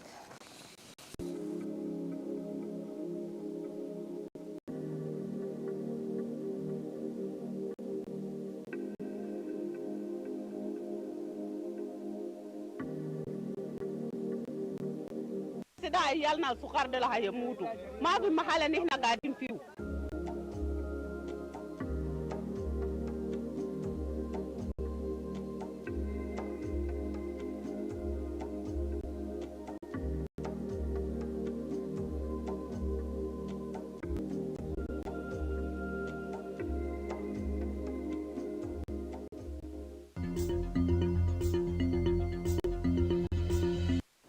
أهلا بكم. في إطار الجهود الرامية لمساعدة العائدين واللاجئين الفارين من السودان، قدم إدارة بنك جنوب السودان المركزي لوزير الشؤون الإنسانية وزير الكوارث البنا كولاتاك دعما عبارة عن 3 رحلات طيران نقل العائدين من منطقة الرنج بولاية عالي النيل إلى مناطقهم الأصلية. ثمن وزير الشؤون الإنسانية وإدارة الكوارث البنا كولاتاك بدور الوطنيين تجاه مجابهة التحديات للعائدين.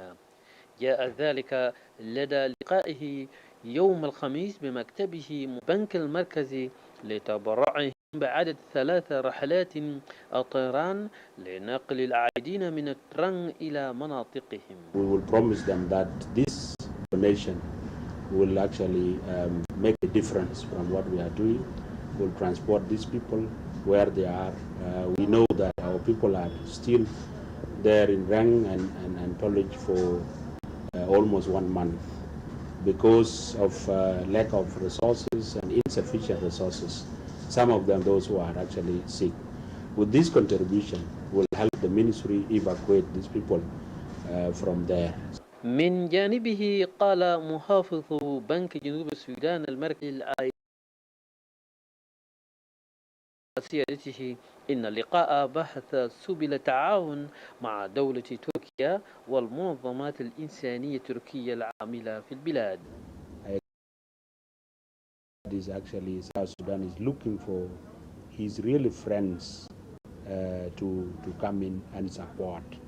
أما السفير التركي قال إنه اطلع الوزير عن أنشطة بلاده مع الهلال الأحمر التركي في كيفية مساعدة العائدين واللاجئين. The agencies will continue their support to South Sudan, especially after the Sudan conflict. We know there are very negative consequences of this crisis in South Sudan. كما ناقش سيادته مع حاكم ولاية شمال بحر الغزال تون أكان غور أوضاع العائدين واللاجئين بشمال بحر الغزال. للمواطنين بتاعنا بتاع جنوب السودان، ولو جو جارين من المشكلة نحن كحكومة نخش عشان نقدر نستقبلهم ونديهم الدعم اللازم. العدد فعلا يعني عدد كبير جدا من فخامة رئيس الجمهورية. كذلك احنا جينا عشان برضه نشوف معالي الوزير عدد بتاعت الناس ناس شمال بحر الغزال الموجودين في الرمل في الفلج. هنا عايزين ناسنا ديل طبعا نشوف طريقة في كيفية ترحيلهم. وفي بعض بوابات البلاد مع السودان هنالك ازدياد عدد العائدين واللاجئين يحتاجون إلى مساعدات إنسانية. وصف نائب وزير الداخلية بيتر بوبكوان مهمة تحمي ممتلكات المواطنين وأرواحهم. جاء ذلك خلال زيارته للمؤسسة لتقييم المشاكل والتحديات التي تواجه إدارة الدفاع المدني. أنا قلت نجي نشارك معه الكل بلاغات بتاع المؤسسة ده البواجههم، وأنا جيت ولقيت القيادة بتاع الدفاع المدني ومعضبات بتاعته قعدنا كلمنا فيها في كل موضوع، المواضيع اللي بيهدد الجو بتاع المؤسسة ده. ناس عنده شغل ثقيل جدا، لهنا هيا بتاع المواطن الجنوبي الموجود في مدن ده في يده. المشاكل البسيط اللي عنده بلغوا لي وانا بقدر نشيله لراس الجمهوري عشان في شوفي هنا لو في تحديات بسيط. دخلت في شراكة مع جامعة جوبا. جوبا. فوضت حكومة جنوب السودان جميع المؤسسات في البلاد ببناء المعرفة والفهم المشترك بين البرلمانيين من مختلف المقاطعات حول النهوض بالمساواة بين الجنسين. وقالت أنجلينا بازوبا مديرة المعهد الوطني للقيادة التحويلية بجامعة جوبا أن تمكين النساء والفتيات يدرك تحديد الإجراءات التشريعية والرقابية والميزانية البرلمانية التي تركز على سياسات واستراتيجيات التعافي المراعية للمنظور الإنساني. We are going to review the Women's Empowerment Bill that is designed specifically to see how we implement the 35% affirmative action or gender quotas, that is the minimum threshold. How do we safeguard those rights that are already provided in the peace agreement, but also as we are going towards elections. من جانبه حث بيترسون ماجولا الممثل القطري لمكتب المرأة ببعثة الأمم المتحدة البرلمان على تحديد أفضل السبل لتنفيذ الإصلاحات القانونية المراعية للمنظور الإنساني في ومن خلال عمل البرلمان. The challenge we have most times is that when it comes to implementation of these bills, then we come up and say there are no resources. There is no budget. We count on donors. We count on SANSO. We need to work with you. You need to take leadership to ensure that even when they become laws, how can you support to ensure that budgets are allocated for implementation of these bills? That's very critical. تعهد لار بيتر ممثل السفارة النرويجية بدعم حكومته جنوب السودان في تنفيذ الالتزامات الدولية بما في ذلك القضاء على جميع أشكال التمييز ضد المرأة. For you to achieve all the good things that are in the Women's Charter, I urge you all, just speak up. Speak up, speak with confidence, because what you are saying is right. وقالت جاكلين ماثيو رئيسة كتلة المرأة البرلمانية بالإنابة أن الهيئات التشريعية للقضاء على أشكال العنف والمضايقات هي الأولوية القصوى. Bills we are looking at here, the anti-GBV bill, the women empowerment bill, the women charter. These are the knowledges that we, the women in the parliament, need so that we are prepared and ready. When these bills are brought to the parliament, we are able to know how to support it for the good of all the women in this country. حدد الاجتماع النتائج الرئيسية للدراسة المقارنة كنقطة انطلاق لمساهمة المنظور البرلماني في عمليات مبادرات تحسين الأهداف الإنسانية الوطنية. بالتعاون مع شركاء التنمية دشنت حكومة ولاية شرق الاستوائية خطة استراتيجية تنموية ل4 أعوام بالولاية. وخلال تصريح ل SSBC قال حاكم الولاية لويس لوربون روجري إن الخطة الاستراتيجية تهدف لتقوية الاقتصاد والسلام والأمن لفترة 4 أعوام المقبلة بهدف تحقيق التنمية المستدامة في الولاية.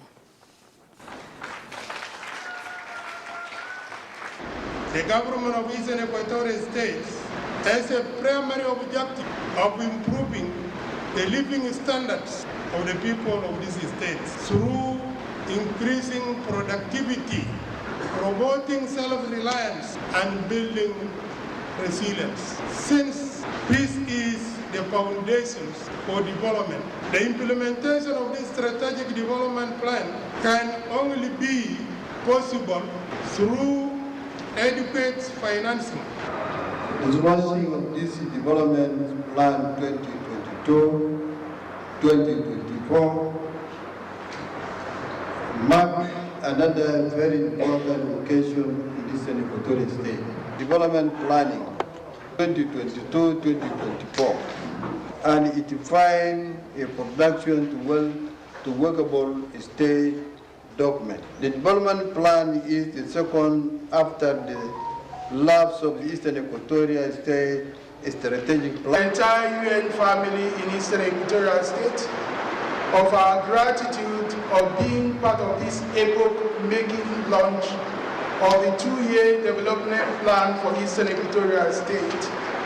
It is a clear demonstration of the good leadership that is offered by His Excellency to the people of Eastern Equatorial State. I have listened attentively to the remarks of the DG of the Ministry of Finance as well as the Minister for Finance about the 2 كما دشنت حكومة ولاية الاستواء الوسطى خطة استراتيجية للتنمية للعامين 23 و2000 إلى 24 و2000. وخلال حديثه قال حاكم ولاية الاستواء الوسطى إيمانويل عادل أنطوني إن مشروع has taken a number of steps, including situational analysis, identification of critical issues, formulation of vision, mission, core values, goals, and strategies. After this process, all the state institutions will be duty-bound to use the parameters of this document as the basis of their planning and budgeting in the 3-year span of its implementation. The launching for the revised national development program, all the sectors were consulted, including political parties and organized forces were all consulted to give their views. This partnership is very much valued for providing the basis for the state to really focus on public financial management and consequently on enhancing socio-economic development of young people. UNDP's current commitment to ensuring sound public financial management practices across the state vision that emphasize the provision of social. النشرة مستمرة من SSBC وفيها أيضا حاكم ولاية عالي النيل يدعو الحكومة القومية لمساعدة إدارته في زيادة عدد مراكز الشرطة في مدينة ملكال.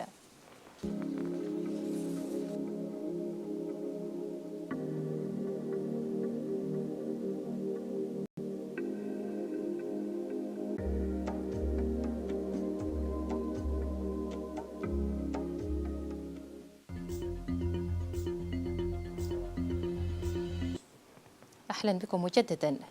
دعا السيد جيمس أوتوكوياي حاكم ولاية عالي النيل الحكومة القومية إلى مساعدة إدارته في زيادة عدد مراكز الشرطة في مدينة ملكال لحماية المواطنين. ووجه الحاكم هذه الدعوة خلال اجتماع مع وفد برئاسة ممثل المفتش العام للشرطة اللواء قدواك بنيو جوك. وجدد الحاكم التزام إدارته بتعزيز السمعة الطيبة لولاية عالي النيل. من جانبه قال اللواء قدواك جوك ممثل المفتش العام للشرطة إن الحكومة القومية ملتزمة بتوفير الحماية للعائدين الذين استقروا في منازلهم، مضيفا أن الحكومة القومية ليس لديها سياسة لإنشاء مخيم للعائدين في أي مكان بالبلاد.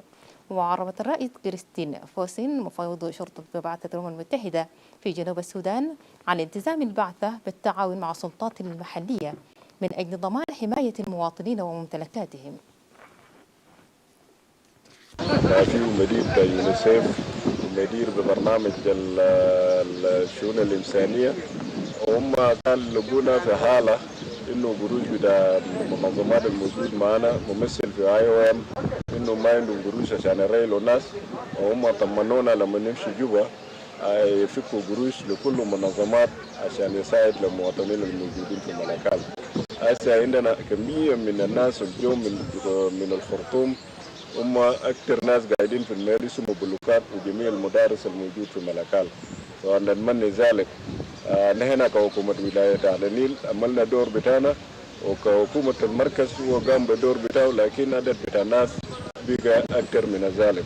ونشكر إنه ربنا يساعد ويرسلوا قروش لهم وعدونا به للمنظمات وينقلوا ناس لمناطقهم. نقلنا ناس لبنتيو ونقلنا ناس لجنوبولة. الكلام ده جنبوه، وفي اجتماع قال هنا قالوا لازم يكون تدريب بتاع القوات الشرطه، والحاكم بنفسه قال يا جماعه عشان نبدا قوات انتوا عملوا فيهم قوات الشرطه في كل اولاد الملكان. The government of Ruang administrative area is pleased to release officially the audit report for the 3% share of the net petroleum revenues for the oil producing communities. The audit was commissioned by the National Audit Chamber in accordance with the National Audit Chamber Act of 2011, with the Petroleum Act 2011 and Petroleum Revenue Management Act of 2013, and also in accordance with the Public Financial Management Accountability Act of 2011. And this was done at the request of the CDC, which is the Community Development Committees, and also the Government of Ruang Administrative Area. أصدرت المحكمة العليا برئاسة القاضي بوث كولانغ بيشوب الحكم على المتهمة برازيلية الجنسية جوليانا دي أوليفا بالحكم عامين من تاريخ القبض عليها قبل عام مضى، بجانب الحكم على كل من النيجيري جوزيف أونغي والجنوب سوداني التابع لشرطة الجوازات تعبان بوسكو بدفع غرامة مالية عبارة عن 5,000 جنيه جنوب سوداني، وبعدم الدفع سنة سجن كل على حدة. حيث تم النطق بالحكم في جلسة اليوم الجمعة بعد عدد من الجلسات في قضية القبض على المتهمة بمطار جوبا الدولي العام الماضي، قادمة من البرازيل تحمل بحوزتها أكثر من 3 كيلو من المخدرات معبأة في أرضية الأحذية. وفي ختام عملية إصدار الحكم طالب مولانا بوث كولانغ بيشوب قاضي المحكمة العليا بإبعاد الأجانب المحكومين من البلاد بعد تنفيذ العقوبة. كان والثالث الرواد 48 على 384 من قانون العقوبات سنة 2008، وأوقع عليهم العقوبات بإسناد الحكام الرواد 272 على 278 من قانون الإجراءات الجنائية سنة 2008، ولي تقرر المحكمة العامة الآتي بعد سجن لمدة 2 سنين للمدام الأولى جوليانا دي أوليفر اعتبارا من تاريخ الضبط في 30/11/2000 ومن مخالفة المادة 48 على 384 من قانون العقوبات لسنة 2008. من الغرامة بمبلغ 500,000 جنيه. بعد شرطة المحاكم المخدرات المعروضات بعد إضافة 15 يوم من الاستئناف. 5 تقترح اعتراف الدعوة الجنائية بالقرار. جدد الفريق جيمس روتور مساعد المفتش العام لشؤون المرور دعوة عامة للجمهور وخاصة مستخدمي الطرق للتعاون مع رجال شرطة المرور. جاء ذلك بعد احتجاز السيارة المغطاة بلوحات أرقام مغطى أمس الخميس.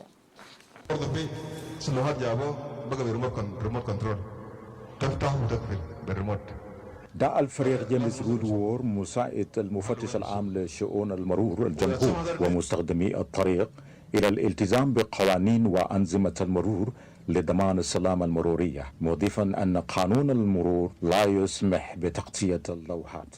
طبعا كلام ده نسبة للعربية الواقف ده يعود كلمة فوق كثير يوم داك. قلنا أنه العربية كوبا بلنبا ده ما دايرينه خلاص مرة واحد كلمنا في راديو واجي في كمان كلم في راديو في الكلام ده. عشان ده بقى خلاص الكلام ده بقى بقفله بالريموت بفتحه بالريموت يبقى ده شنو يعني وده ورث على المنو البكالي عربي يقفل بالريموت نمره وبفتحه بالريموت ده شنو ده فقلنا الكلام ده جيل ما جايز بلينا طبعا كلامك في راديو ونزل الناس شغالين في ده فهذا يوم ليله ده كلام ده بناخذ جراد ده ما جاي انت بعدك ياهو ونجي بس القانون الموجود في مرور جنوب السودان. من جانبه أوضح الملازم أول شرطة مرور رواي مون رواي التوجيهات الأخيرة لقيادة الشرطة تجاه ضمان سلامة مستخدمي الطريق والجمهور بشكل عام.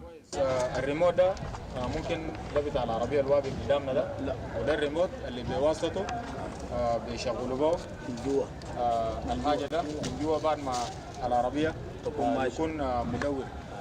العربية في حالة يكون مدور ياخد الريموت ده بيشتغل بيفتح القماشة وثاني بيقفله. ممكن ده انه حديث علينا بورا وقدام برضو للعربية. ثاني ذكروا فوق انه اي عربية برضو ماشي بلوحة ما مرخص برضو يتم القبض عليه. ممكن ده دليل ده من ضمن العربات المغطين النمر بتاعهم وفكوا القماش بتاعهم برا في داخل الهوش بغادر الهوش بتاع الحجز بتاع المركبات.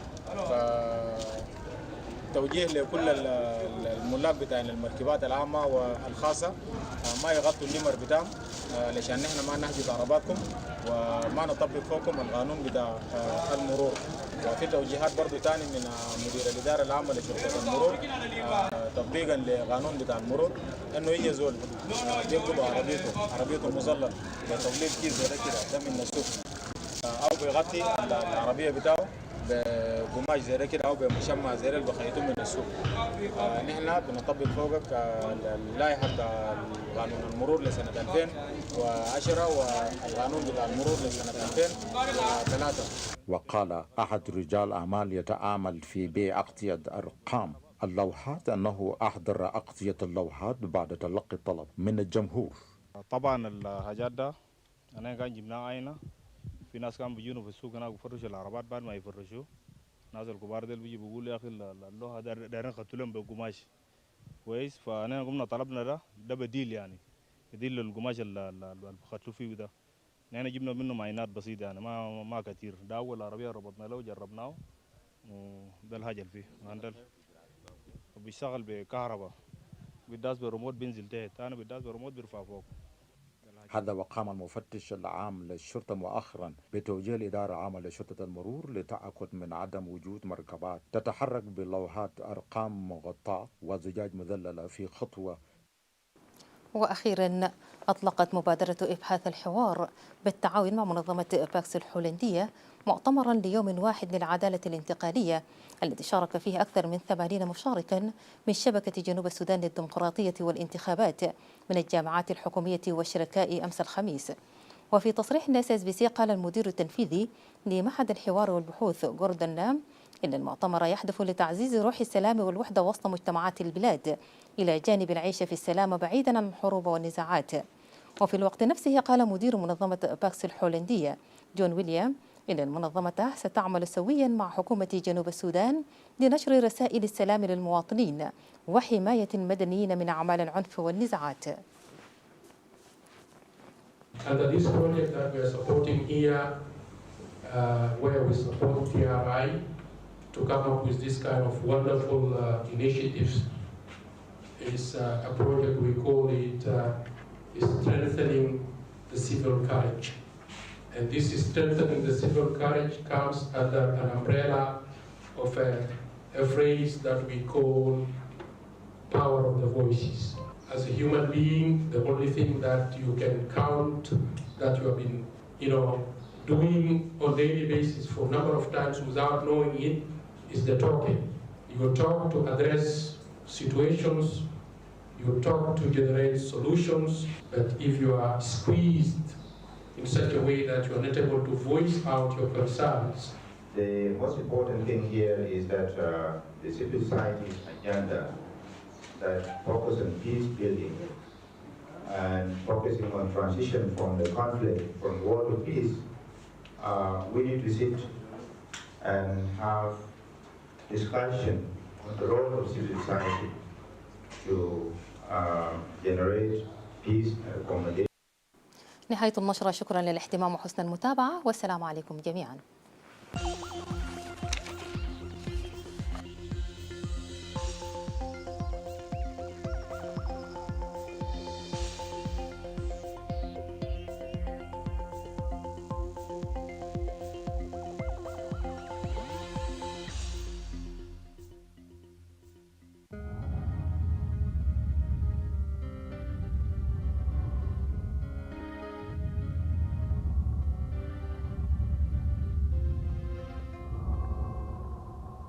Kaan, Dubai Equara, Beitema.